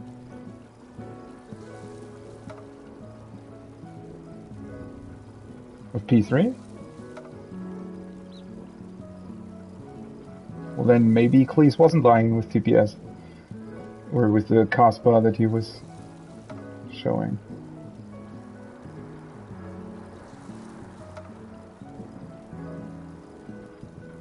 Well, that would have been too weird if there was.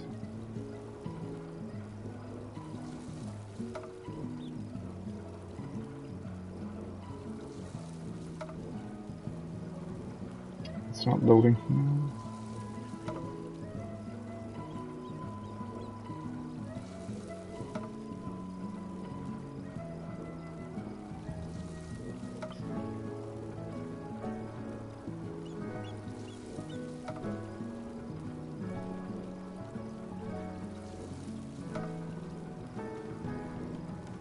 Well, it's the same as every like all the other ones.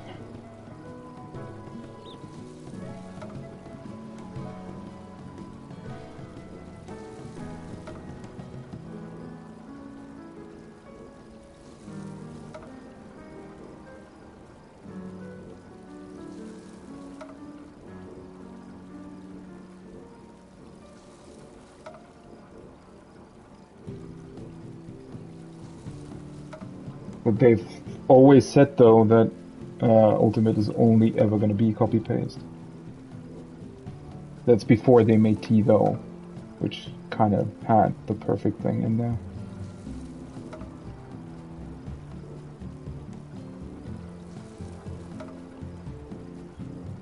But everything was always copy pasted, is just what I'm saying. They never made anything new for Ultimate except for the perfect Alex model, I think.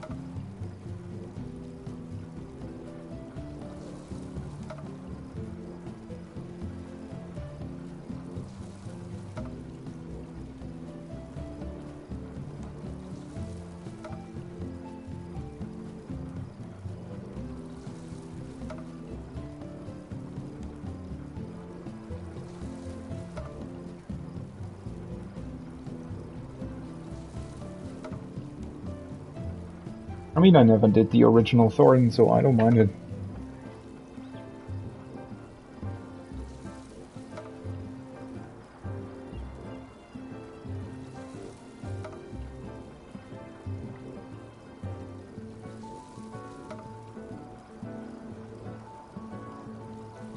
Yeah, at the end of the day, it doesn't really matter how the arena looks, right?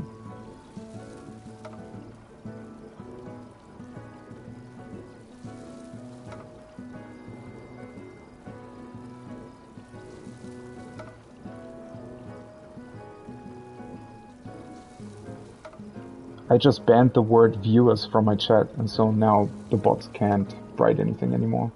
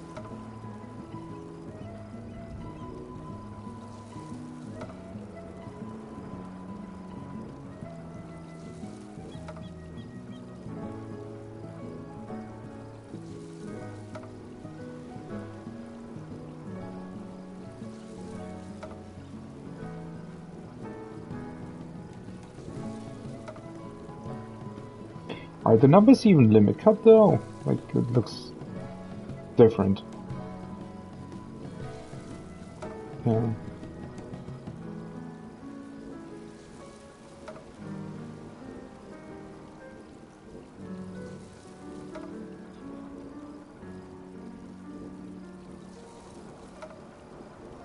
One number 45.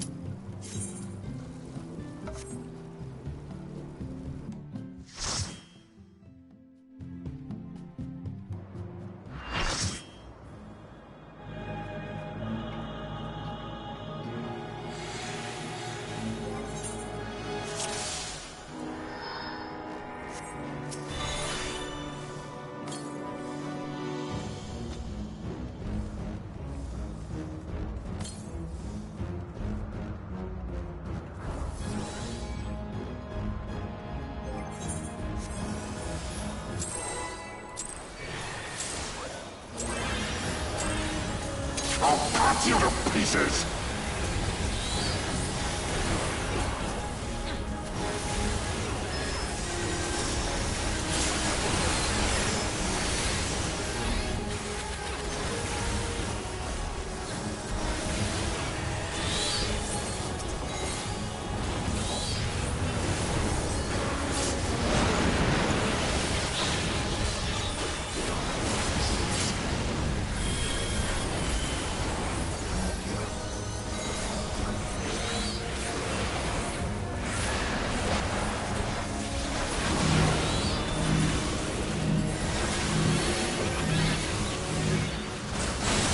Down with you!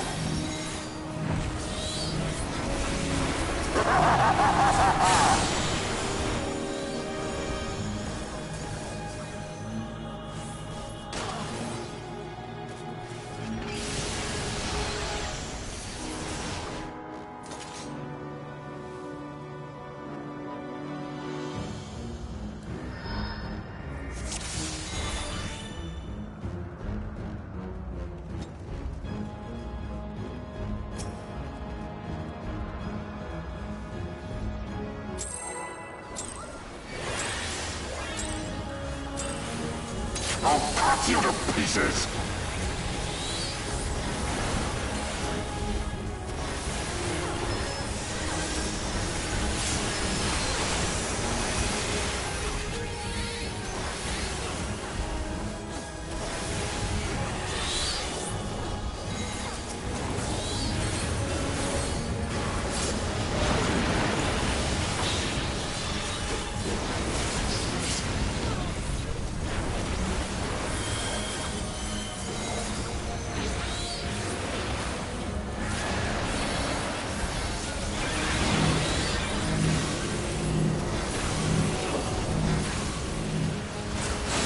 Down with you!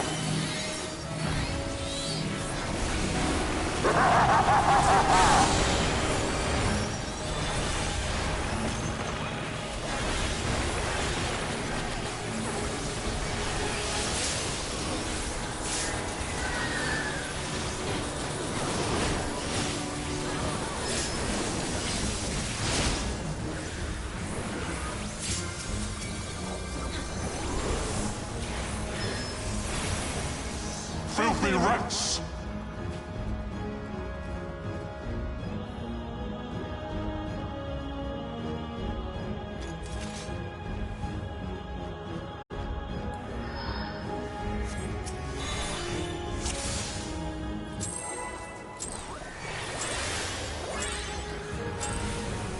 I'll cut you to pieces!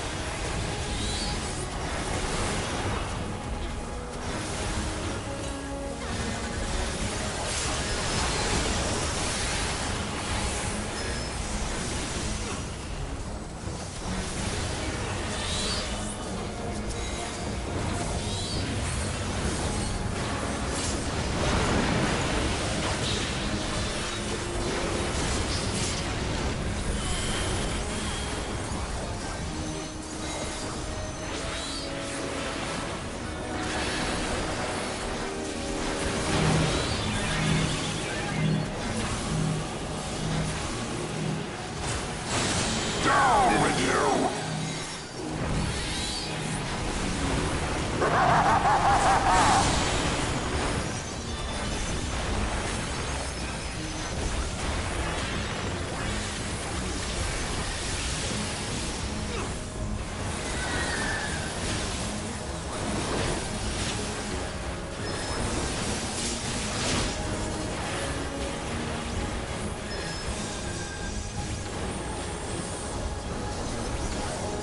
Filthy rats!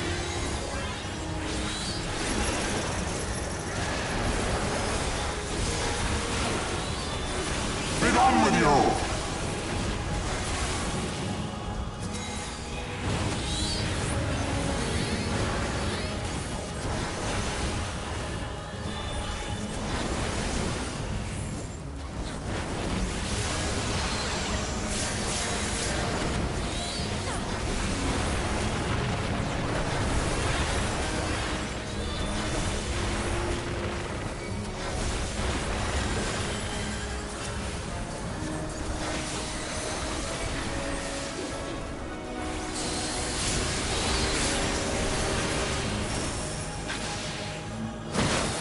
This ends here.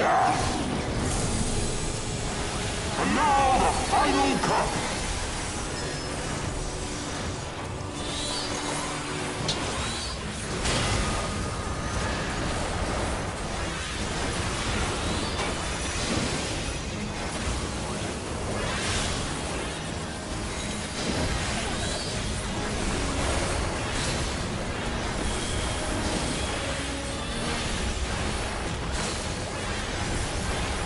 Data.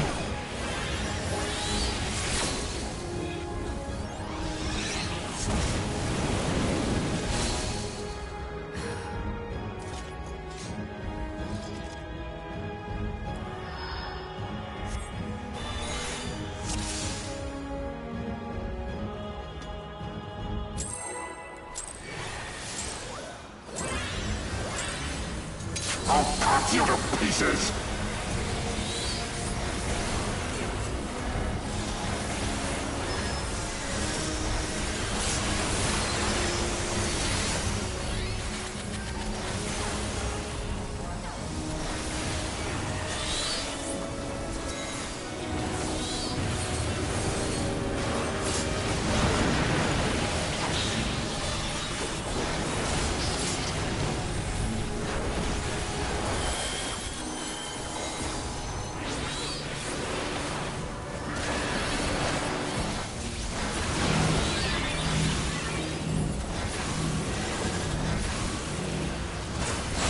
Down with you!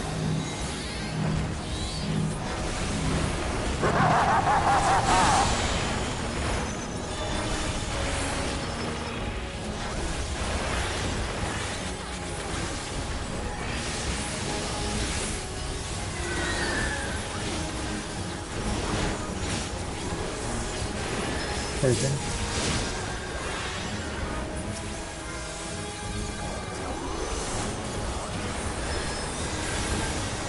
Filthy rats! Well, that was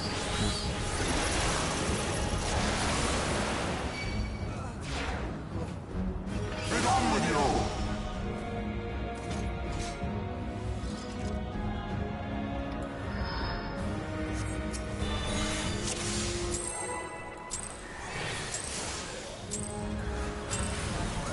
I'll cut you to pieces!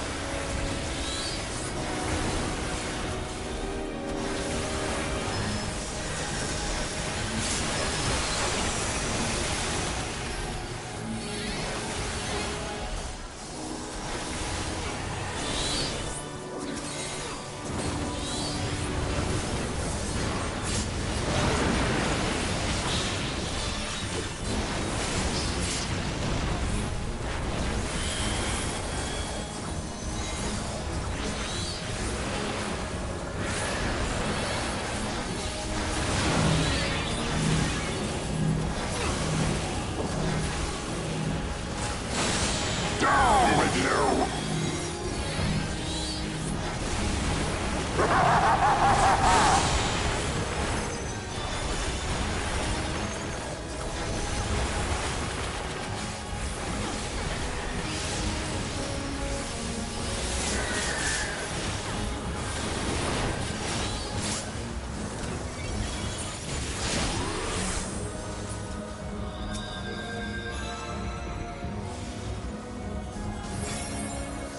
Filthy rats!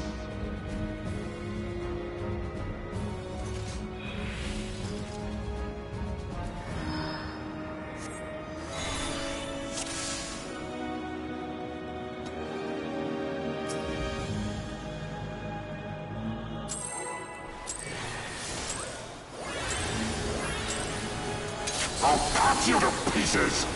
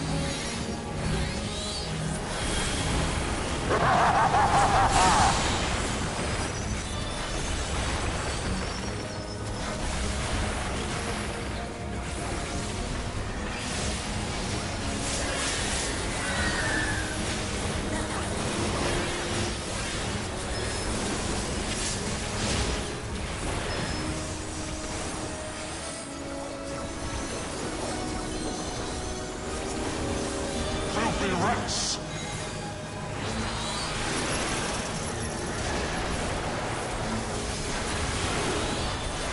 Be done with you! Good rest.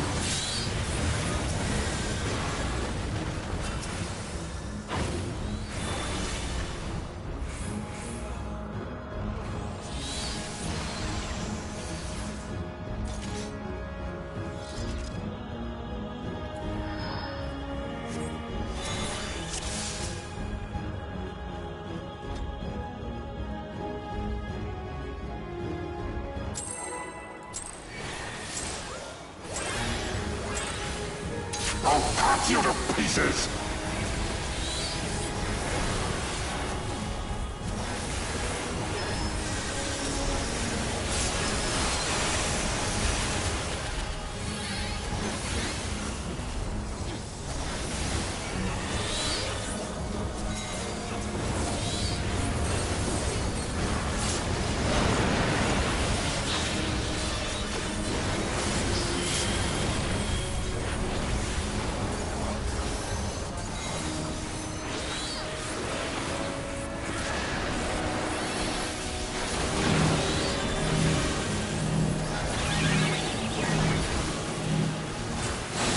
Down with you!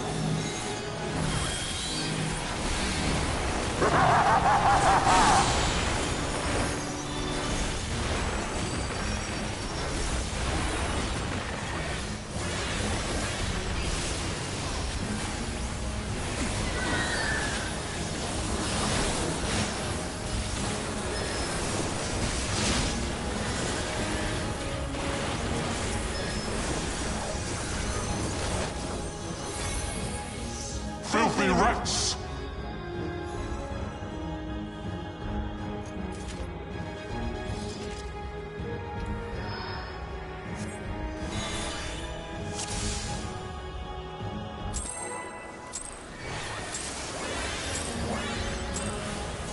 I'll cut you to pieces!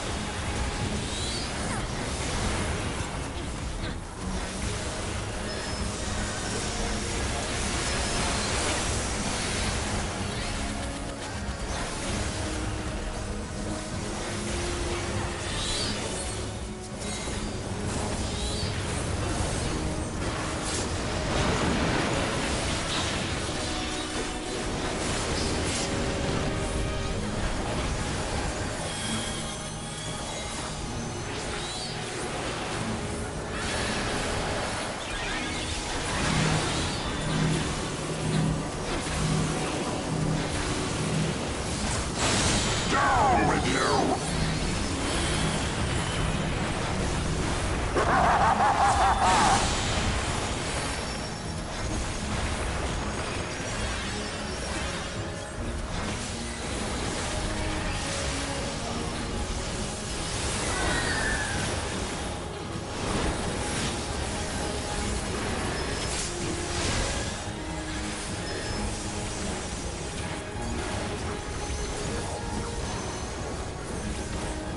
Filthy rats!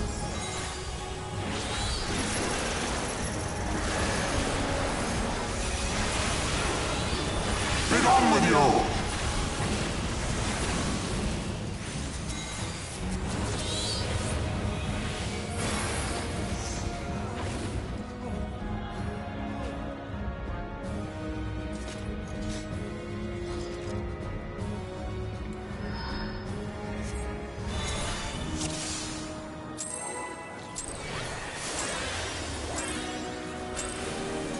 I'll cut you to pieces!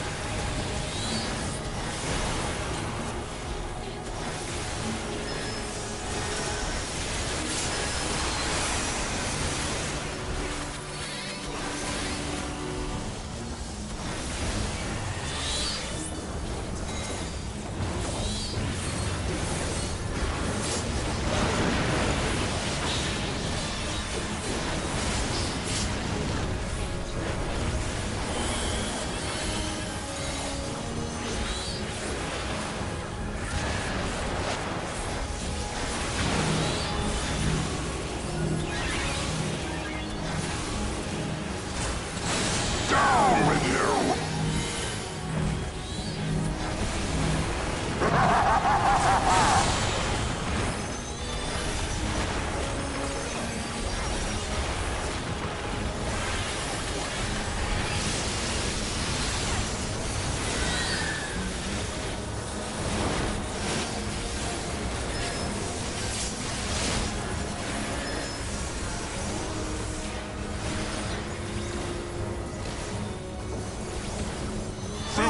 axe!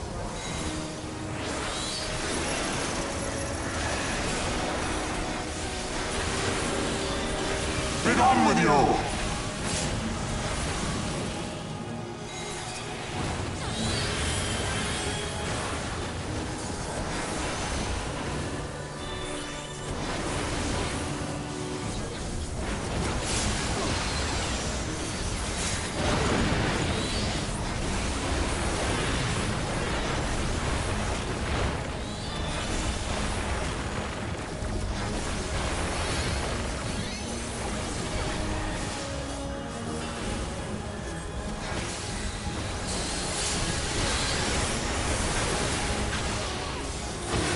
This ends here! And now the final cup!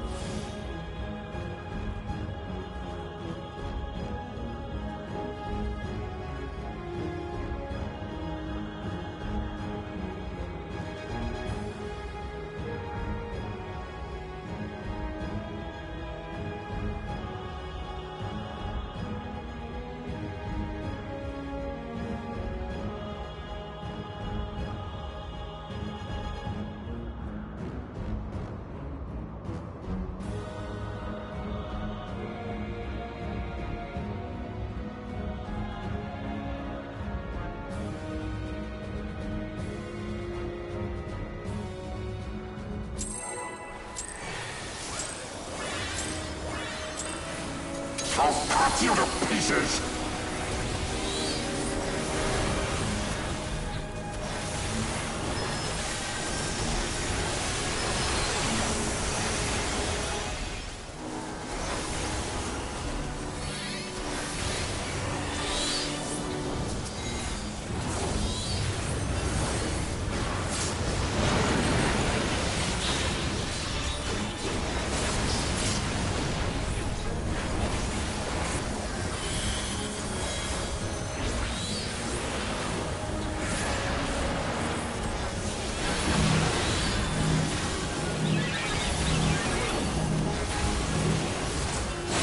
Down with you!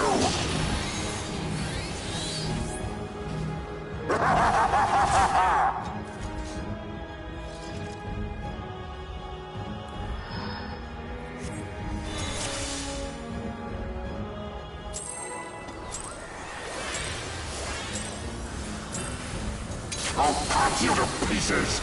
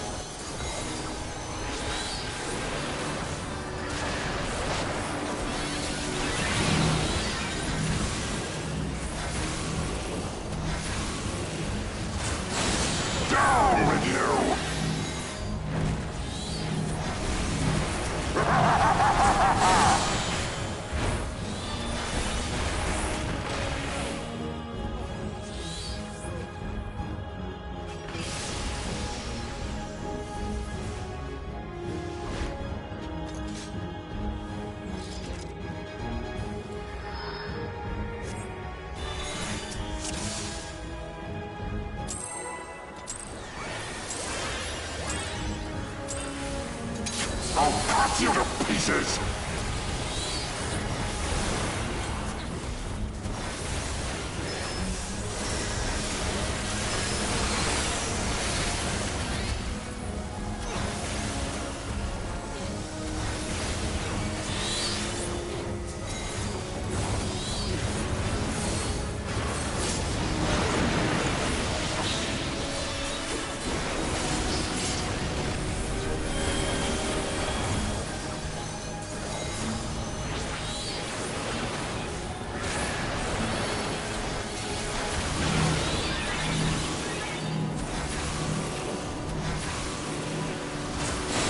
Down with you!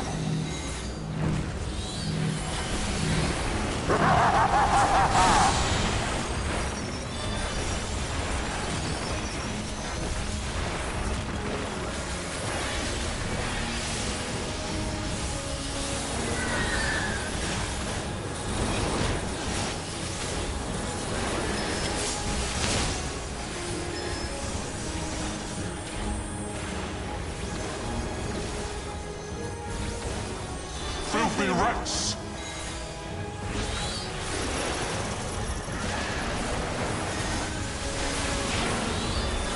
Get on with you!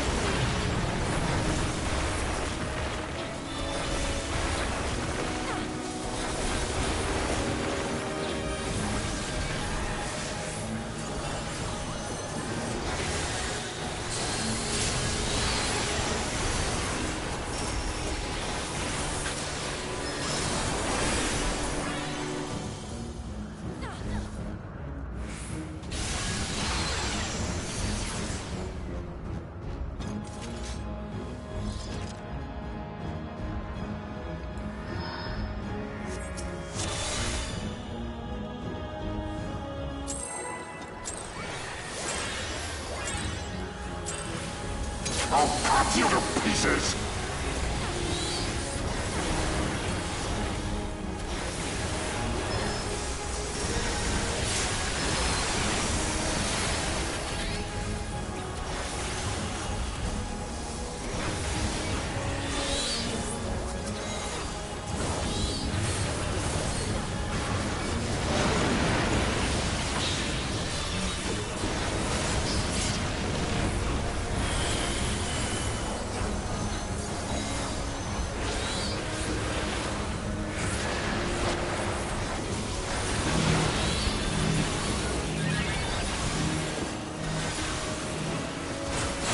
Down with you!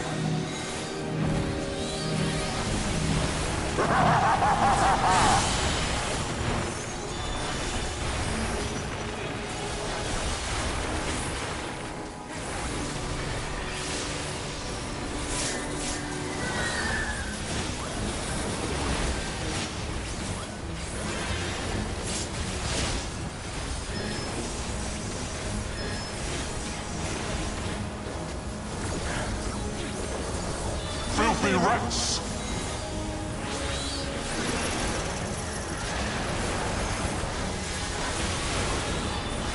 Get on with you!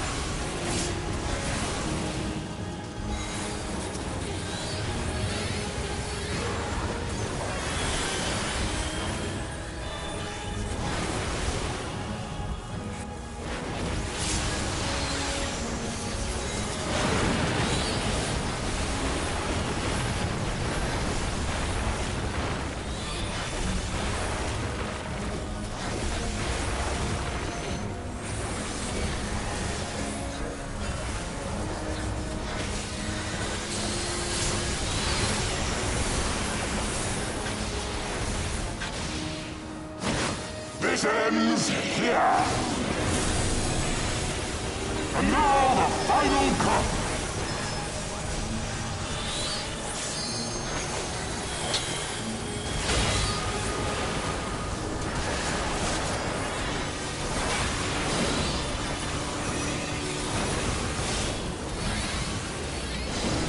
true.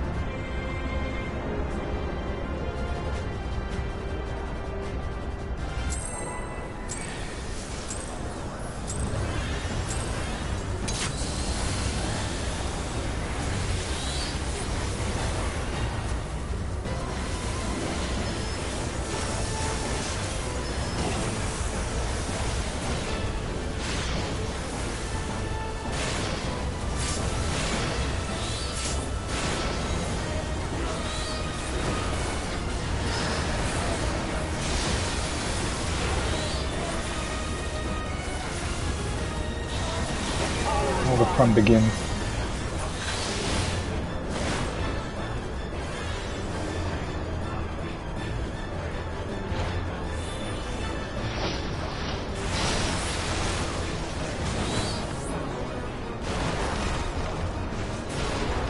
I think I killed 2 people as well.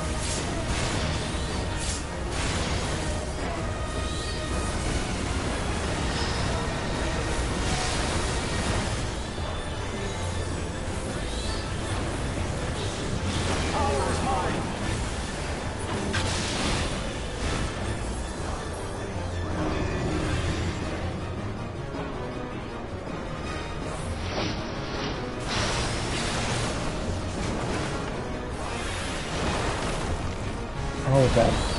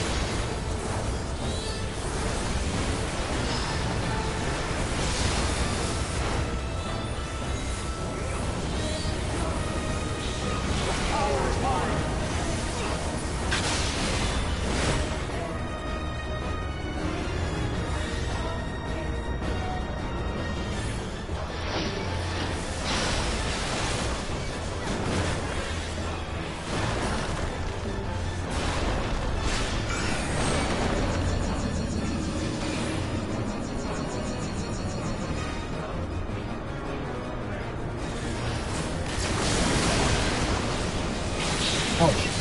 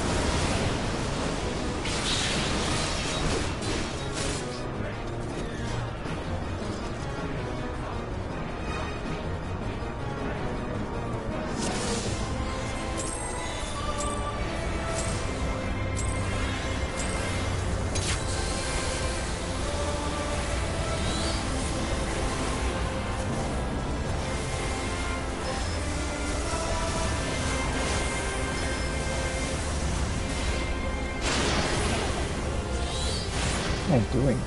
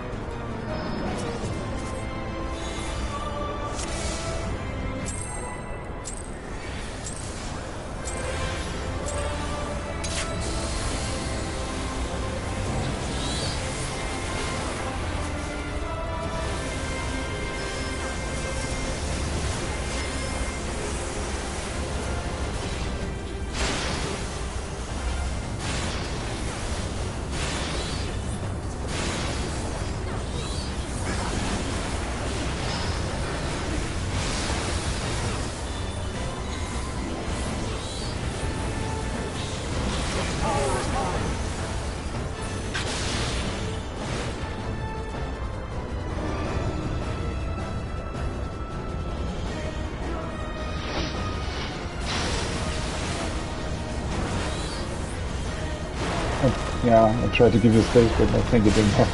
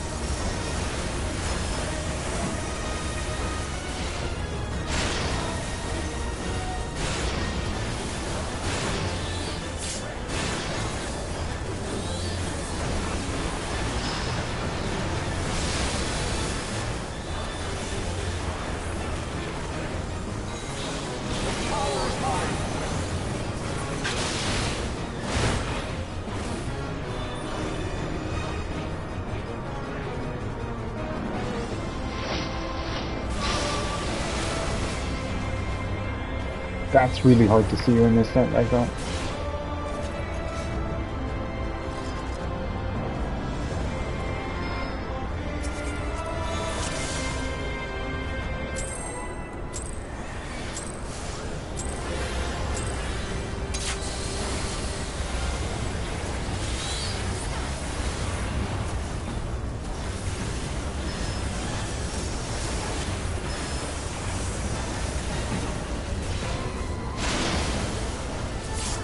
That way though.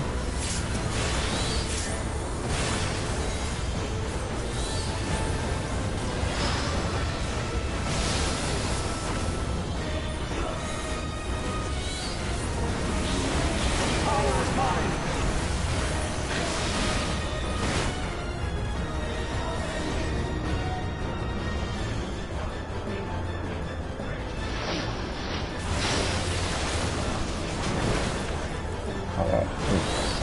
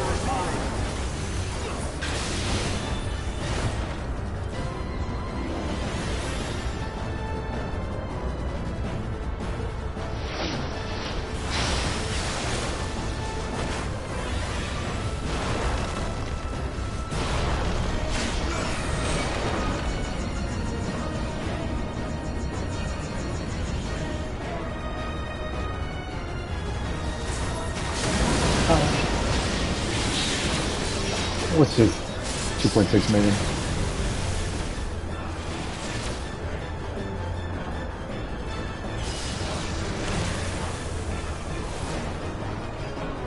I think the easiest is just to move back and look when you see the actual Earth already coming up.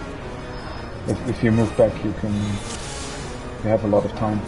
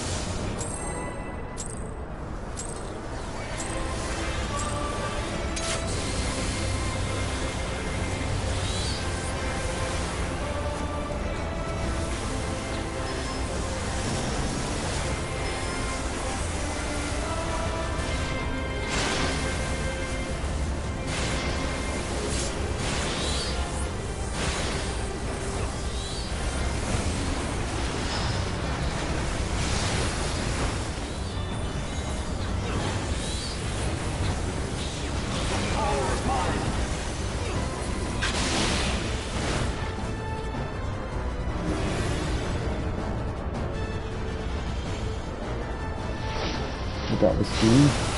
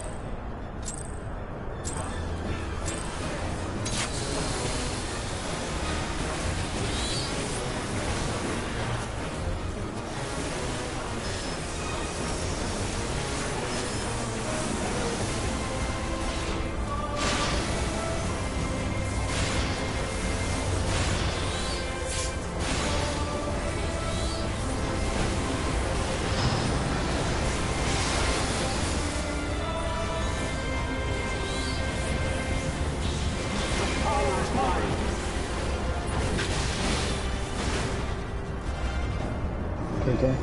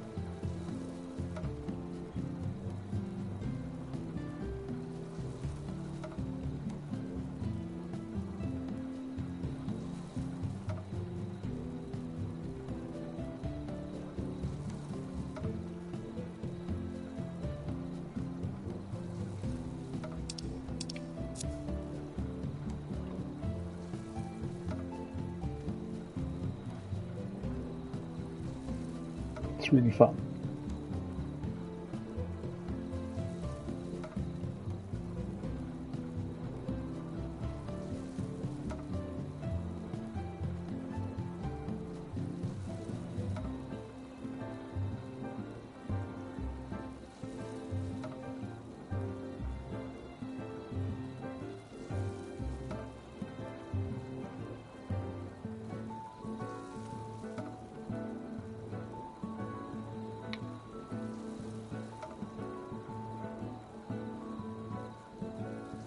Good night.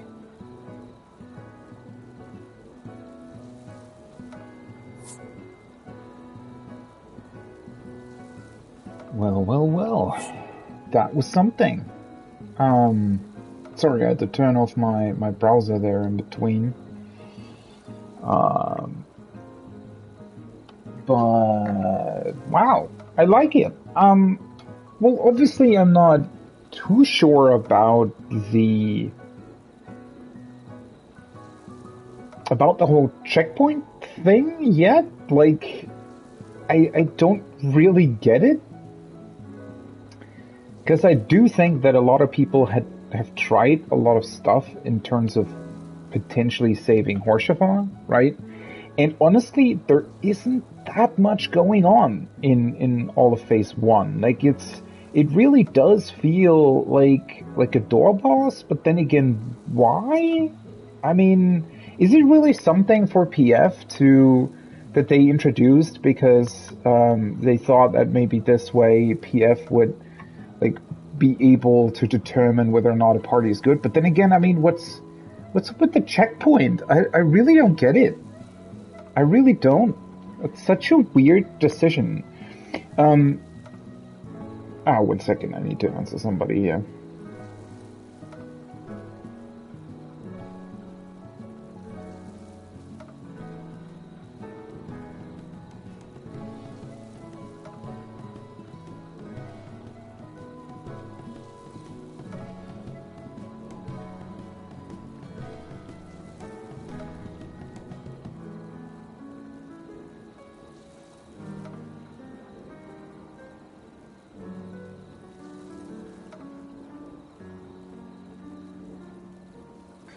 So, all right.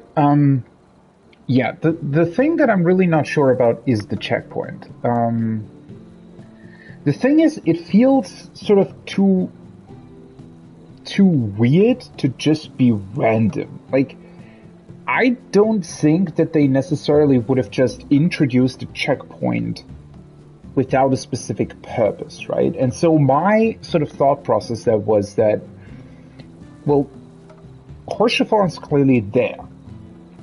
Even the description of the ultimate already hints at the fact that maybe we need to save him, or, you know, what would have happened if he would have lived, right? Though, technically, does that even make sense? Because, like, what would be the implication of Horschafon not dying? Wouldn't that technically be good for us? I mean, the way that it actually worked, right? If we really think about it, the way it actually worked during Heavensward, during the story, during the actual part of the expansion, Horschafon, had he been alive, what would have changed? I mean, we defeated Thordan anyways, right? We defeated Thordan, we defeated Nidhogg, so I guess the only part that I can see that it might have changed is that if we really want to think about it, right? At the part where we defeated, like after the fight against Estinian / Nidhogg, right? The final steps of faith. There's this cutscene when you pull the eyes out from Estinian's armor, right? And technically, Isael's and Horschafon's ghosts are there to sort of help you in spirit, I guess you could say, right? Now, when we really think about that, does that mean that if Horschafon lives, that we wouldn't be able to save Estinian? I don't really get it, right? That's a weird part. So, because I can't really come up with like a trajectory of where the fight would go if Horschafon would be alive. Like, that doesn't really make any sense. Maybe it's just a debate, right? It could also be that what they're talking about is that actually somebody completely different that survives that originally didn't, right? So that might also be a thing. No idea. But, well, either way, right, it doesn't really matter whether or not it's Horschafon or not that dies or doesn't die or whatever happens, but my thought process was that the reason for why they've introduced the cutscene is so that they can have like a point where the fight actually changes, right? So, I guess what I'm trying to say is that depending on what you do in that introductory phase 1, maybe every subsequent phase actually dramatically changes. Or, let's not necessarily say dramatically, but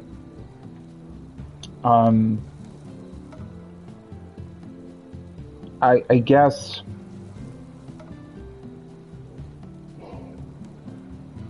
Yeah, it's still weird, right? Why would they need to have a checkpoint there? Because, I mean, let's say T, for example, also changes sort of dramatically whether or not you have the, what is it called? Enigma Codex, right?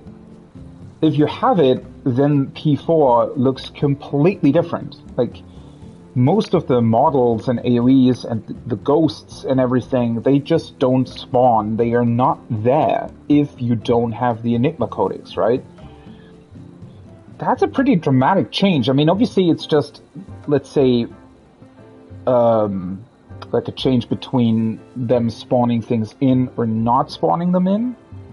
But I guess that's what you would think about, right?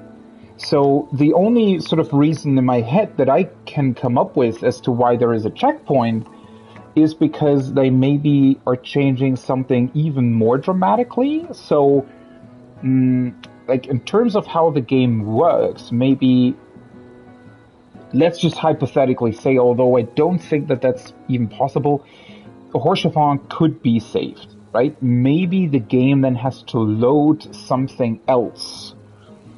And so they have the checkpoint there so that the loading works better. But then again, the checkpoint works in a way where you could theoretically just continue the fight, right? I mean, there is a checkpoint if you wipe, but you could just continue the fight. So it can't really have anything to do with loading, right? Because let's say, you know, you would now go back and let's say, like, originally during the Stormblood raids that all have a checkpoint at the end, right? 04, 08, 12S, they all have a checkpoint in the final fight. And obviously back then, when they were current, people would just jump from the platform, right, so that you can have your proper opener and everything, because you needed that. But now, if you do them unsynced, obviously you can just continue. There's no reason to wipe. You can just blast through the second phase as well. There is no specific reason for why the checkpoint exists other than to make the fight easier in those particular cases in Savage, right? And so far, I think it's worked quite well. I you know, my personal opinion, I did like the fight design overall, fights with the checkpoint better than E4S and E8S. Though I really, really like Titan and Shiva as well, but I do feel like that they should have had checkpoints and then, because they feel a bit too long and a bit stretched out. But that's a whole another topic, obviously. But my point is, checkpoints so far have only ever existed to make things easier, which is kind of backwards in an Ultimate. Right? I mean, why? And the funny part is that I would say for experienced Ultimate Raider people, P1 really isn't difficult. Like, it really isn't. It's much easier, I would say, than P1, most definitely. But I would even say, well, I haven't done, like, Ultima Weapon Ultimate. I've only done on level 80. At that point, it was already easier. But in terms of the movement, I would say Ultima Weapon Ultimate is also more difficult. Now, obviously, I think healer and tanks have a little bit more to do in this particular first phase here in Dragonsong. But in terms of my role as a damage dealer, there really isn't much that I need to do. And I would argue that it's not really Ultimate level, to be completely honest. Like, it's more Savage level. If you really think about it, what do I really do in that phase, right? We start off just dealing damage. He always does the donut. Through that whole phase, the only people that have something to do are the healers that need to heal the initial AoE and the stat marker that's on the party, and the tank needs to grab the tether. But I, as a DPS, I just stand there, right? I literally do absolutely nothing. And then the only thing that happens are the 4 markers, right? Which might be a bit faster than what is happening in P4S in Phase 1, but it's really not that different. I mean, maybe it hits a bit harder, but not really either. I mean, when we started doing P4S, we weren't BIS, right? So we still, like, it was still hitting fairly hard.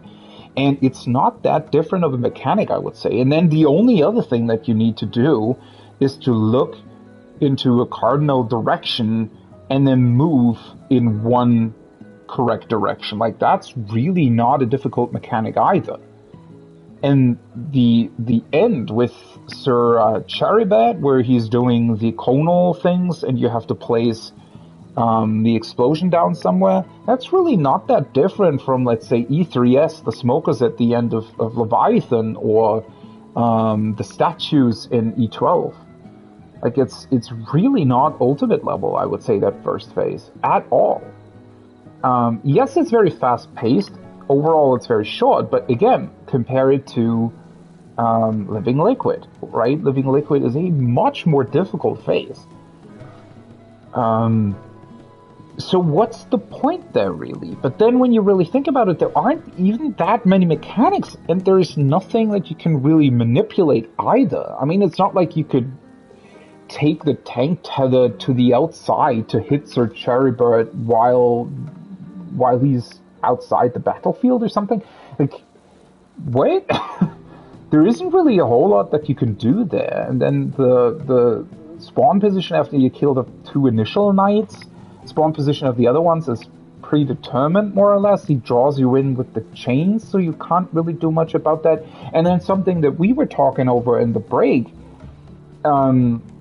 was that I speculated, hey, maybe you need to do something with those cones or those explosions, but apparently Horchafons already have dead when the first one even goes out, right? The first cone, that is. And then it takes even more seconds for the first explosion to hit. So clearly you're not really meant to save him through that, and he's only spawning in after the two initial knights die. So I really, it feels really, really random. I'm not, like, it's not bad at all. I still really like the fight, even though, yeah, I would say that Phase 1, if this is actually Phase 1, if there's no secret to it, then I don't really get why it's designed the way that it is.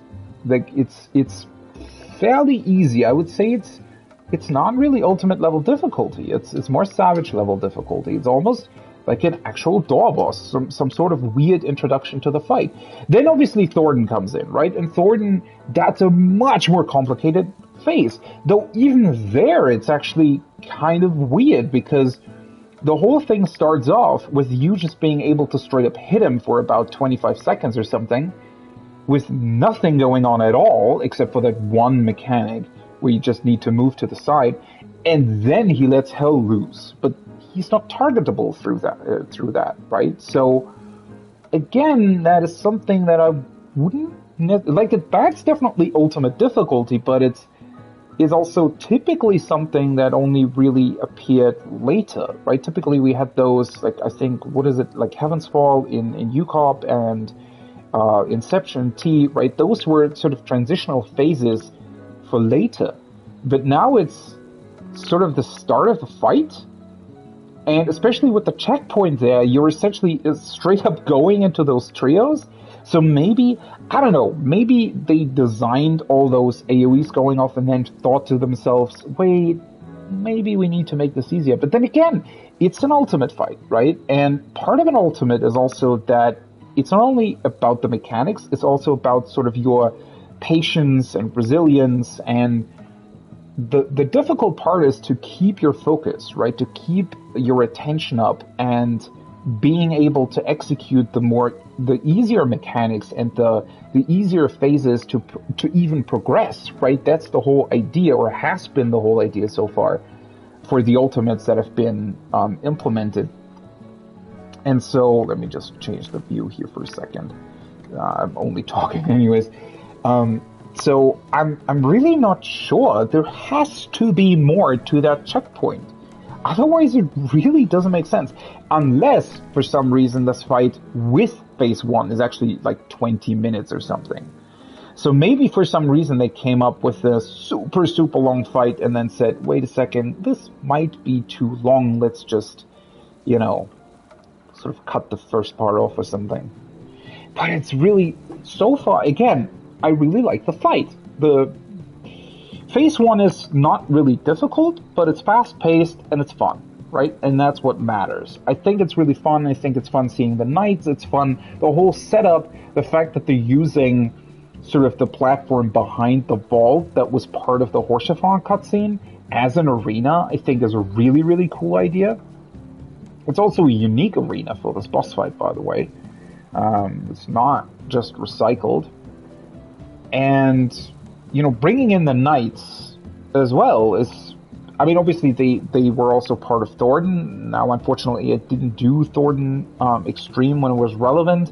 And the normal mode just doesn't really convey too much. The knights are even more difficult in the vault, I would say, in the dungeon, rather than in the normal mode of Thordan.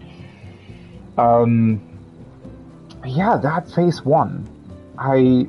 The checkpoint is kind of baffling, right? Because even if you argue that Phase 2 and those transitions, which we were at the easier part, right? We were at the first one. The second one is even more nuts than the first one. They're not... They're not that much more difficult than... they're more difficult than Inception, I would say. But they're not as difficult as Wormhole either, right? I think. No. They're not as difficult as Wormhole. Definitely not. And so I'm sort of... And think about it. Wormhole is a mechanic that comes after like 9 minutes into the fight. Obviously it's only one mechanic, whereas this Thordan phase seems to have sort of 3 of those mechanics, but still. Having to re-clear Phase 1 every time, that's what an ultimate is all about, right? So that's sort of the weird part. And then also, there is straight up no transition between Phase 1 and 2. It's just the arena changes, Thordan appears, and then it's straight into the next phase. The transitions in Ultima Weapon were also, it's just literally one Ifrit dash with a bunch of like fire explosions on the ground. It's not much of a transition either, but here it's literally nothing, right? It's just arena changes. Then again, it makes sense because there is a checkpoint. But again, the checkpoint just doesn't make sense, right? Why is it there? I really, really want to know.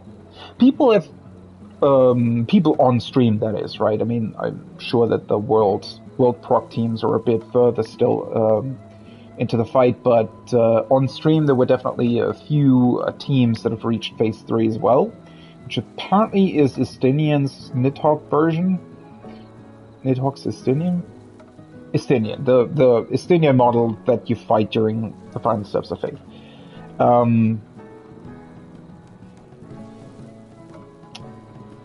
And yeah, there is no checkpoint there between. So think about it. You have to do the Thordan, the insane Thordan stuff every time in order to get to the next phase. Yet the fairly, or somewhat, I would definitely say for experienced Ultimate readers, fairly easy Phase 1. That's the one that gets checkpointed. And again, the checkpoint is right at the time where Horsefon dies.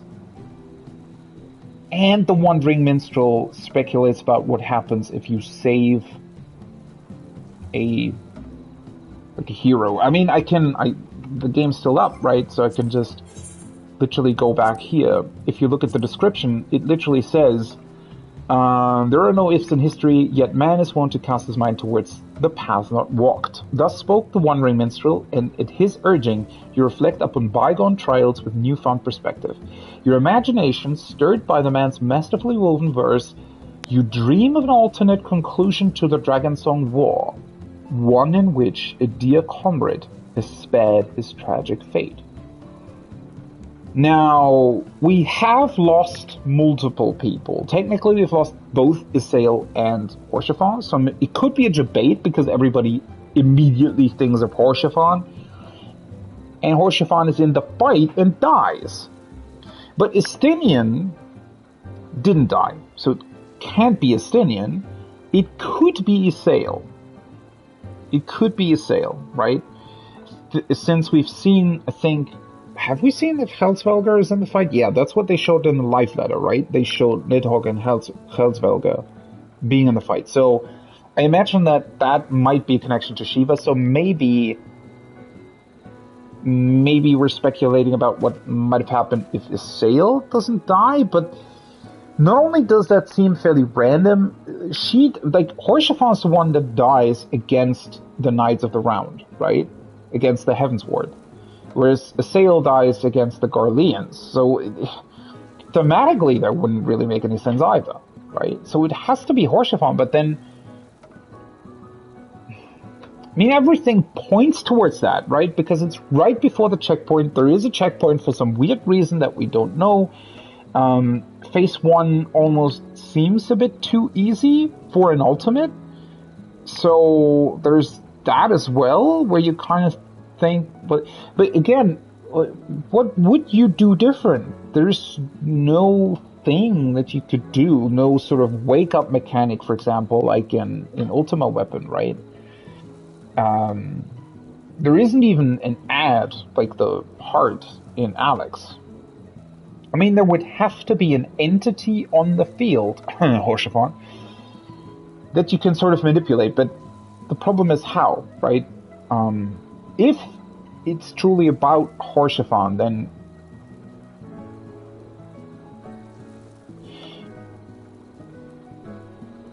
now that I think about it,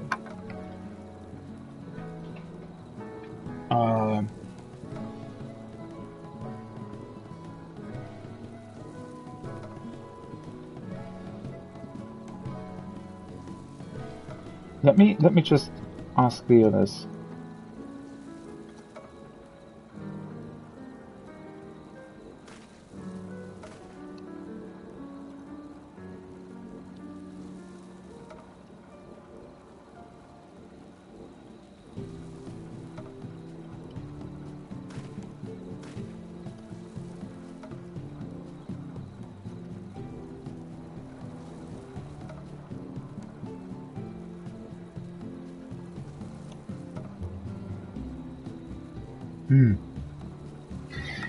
I'm really wondering.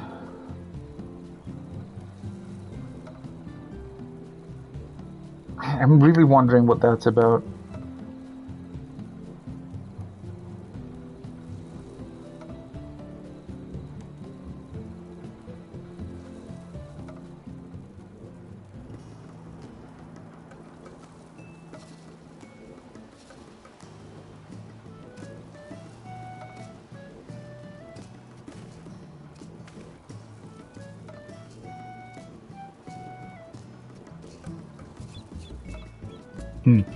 I was just quickly thinking if, like, LB1 might save him, but yeah, it doesn't affect him apparently.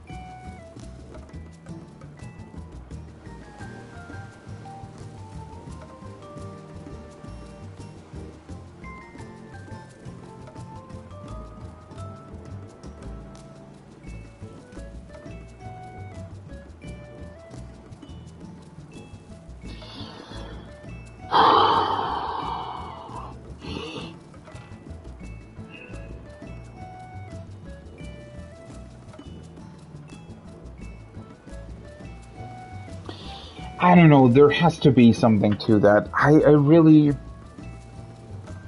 Somebody wrote something about new raid plus. But yeah, that could be it as well. One funny thing that I was thinking about earlier, but that didn't really make any sense either, but it was just sort of a random thought, right? Just with the LB. You would think that maybe, using heal LB1 in that phase would maybe save him or something, right? But apparently it doesn't, because he doesn't get affected by that. I mean, he also has the debuff that it can't be healed during that phase, so yeah, I don't know what that's about. And I think people have tried using Tank LB1 as well. There has to be something else to that. But yeah, one thing that I was thinking about is that since Estinian is in the fight, right? And since people are saying, or at least, people from Aesthetic now are saying that maybe, we're actually playing through the whole story, more or less, right? So we're sort of progressing through the story as it happened first. And what I was thinking earlier, I know it doesn't make sense, but just as a sort of jumping off point, I guess. Let's say at some point during the fight we save Estinian from Nidhogg, right?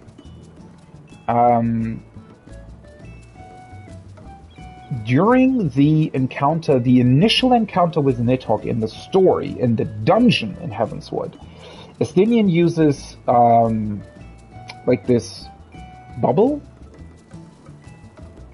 Is it even Estinian that uses that? I think so, right?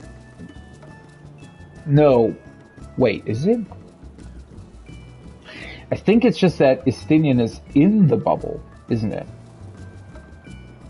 And we have to save Estinian, yeah. And there's the bubble around him. I think that's what it is, isn't it? Yeah, then I was thinking about it all wrong. I'm just thinking that maybe there's a mechanic in the fight that sort of retroactively changes the checkpoint, right? Because you always restart the fight at the checkpoint. So depending on how far you progress through the fight, maybe they're changing the checkpoint somehow. I don't really know how that would work, but then again, what would that do? They could literally just introduce the next checkpoint or something. Man, this is really something. They've really, because, alright, so one thing that I can say for sure, if the checkpoint truly has absolutely no meaning and just exists because for some reason maybe the developers thought that not putting the checkpoint there would be too hard or something for an ultimate fight for some reason, that would be weird, disappointing, just overall bad. That would be a baffling decision. Let me put it that way. But if it has some significance or some reason why it exists, then what is that reason? Yeah, because as I said, I mean, people have already tried a bunch of things in Phase 1. And not only have they tried a bunch of things, there really isn't that much that you can do, right? I mean, again, initially you're fighting the two knights. And they're both not really doing that much. I mean, it's not like you could, I don't know, point the tether somewhere else. Like the tank buster, for example. There are also no mechanics that you can sort of specifically, I don't know, fail? Or something? Like, that's also not a thing.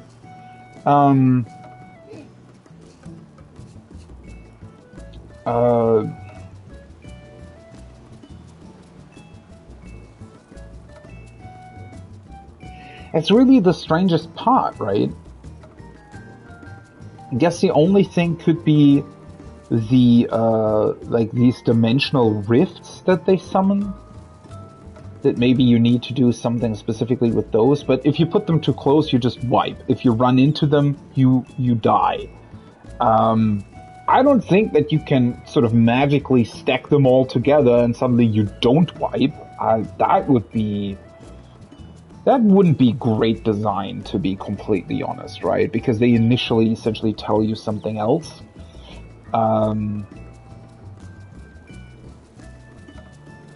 Also, these dimensional rifts, they don't really have that much to do. Like, they're just some random mechanic in the vault. It's not like they have some story significance or something.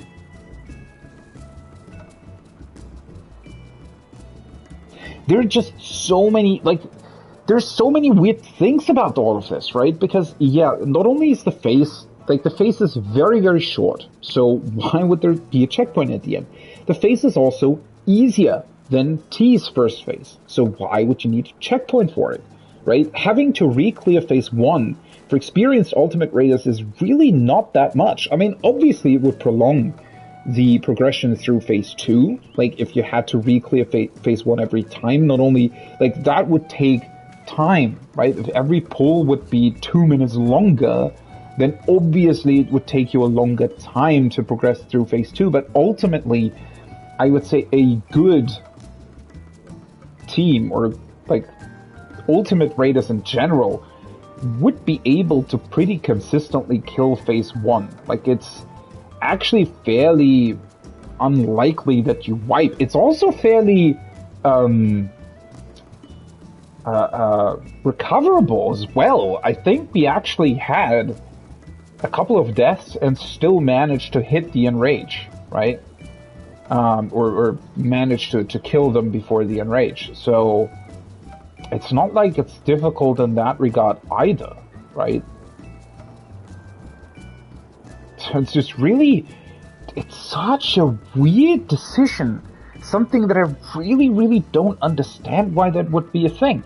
Unless, see, the only reason, the only other explanation other than having some sort of lore-specific Horsefon saving cutscene thing, the only other thing that I could think about is that they really thought that having Thordan's face there was so difficult that that needed a checkpoint.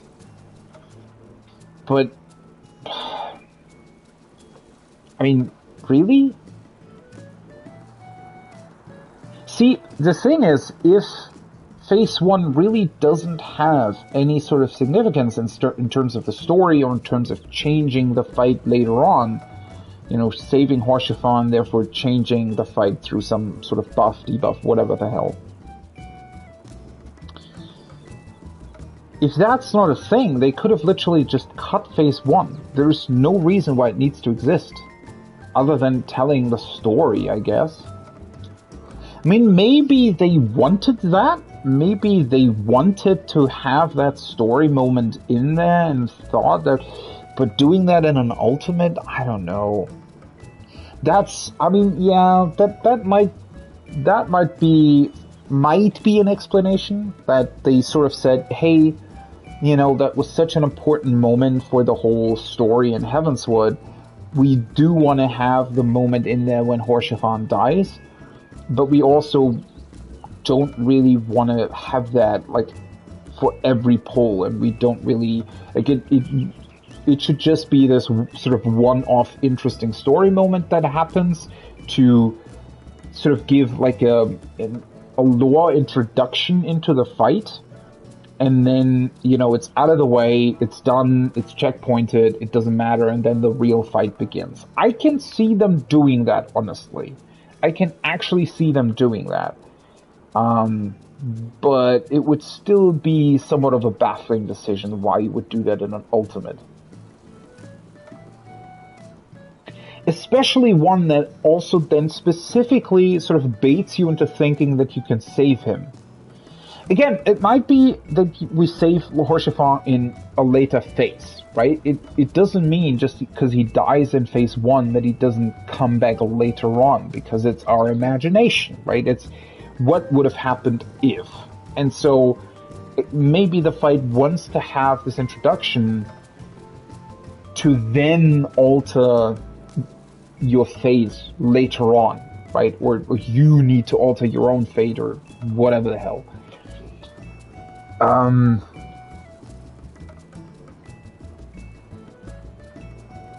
mean, there's certainly possibilities there. It's just...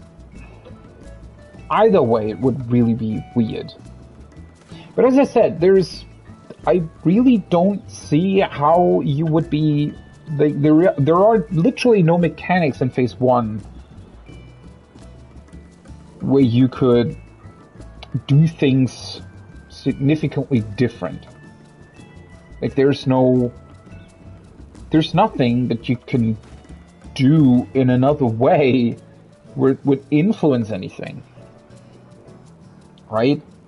Again, the only entity on the field, in the arena, that looks like it could be interacted with is Horsefon, but you can't. And all the mechanics that are going on while he's defending you,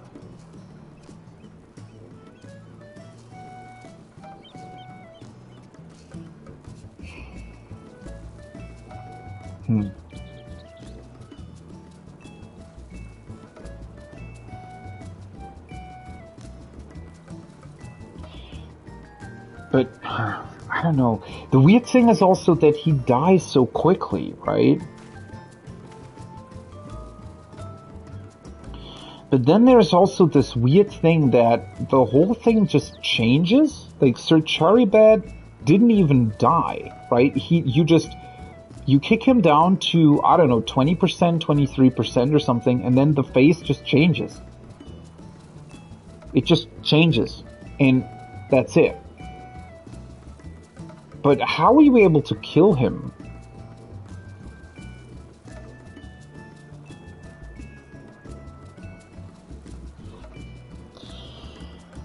Because it seems interesting to me that they're specifically choosing to have these chains on you that don't allow you to move beyond this barrier that they put up. I mean, the weird part about that is, right, it could honestly just be for the story, right?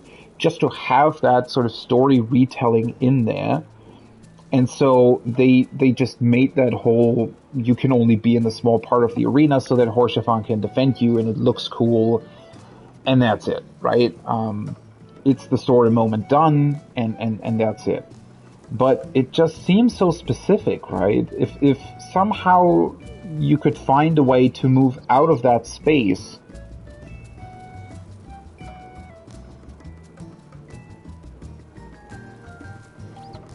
man, I really don't know. I think that's going to be it for today. Hopefully tomorrow we'll get further through P2. I mean, obviously we can look at streams, right? We know what's coming up. So I'm kind of expecting a lot for tomorrow. I think, the first whole part, once I actually know, like, it's actually not that difficult. So you get, like, 4 safe spots. 3 people get the blue markers above their heads, which is like a giant explosion, I think, and you can't be hit by 2 explosions at once. So those 3 markers need to move in, 3 safe spots, I think, and then the 4th safe spot is taken up by the 2 tanks, which need to take the tethers, so that's 5 people. And then I think the others just stand like in between the tanks or something. I need to watch that back on streams. I mean, I still have a stream running here, so maybe I can see what they're doing. But there isn't really that much more going on, to be honest. Like, I would say the hardest part about that first transition is literally that radiating earth explosion, because it's such a random thing that you need to look out for, right? See what they're doing. Yeah, so they're spreading. Yeah, they're doing exactly what I just said. So there are 5 towers on one side and 1 tower on the other side. Obviously, they all need to be taken by people, while the tanks get tank busted, right? That's why there's 6 towers.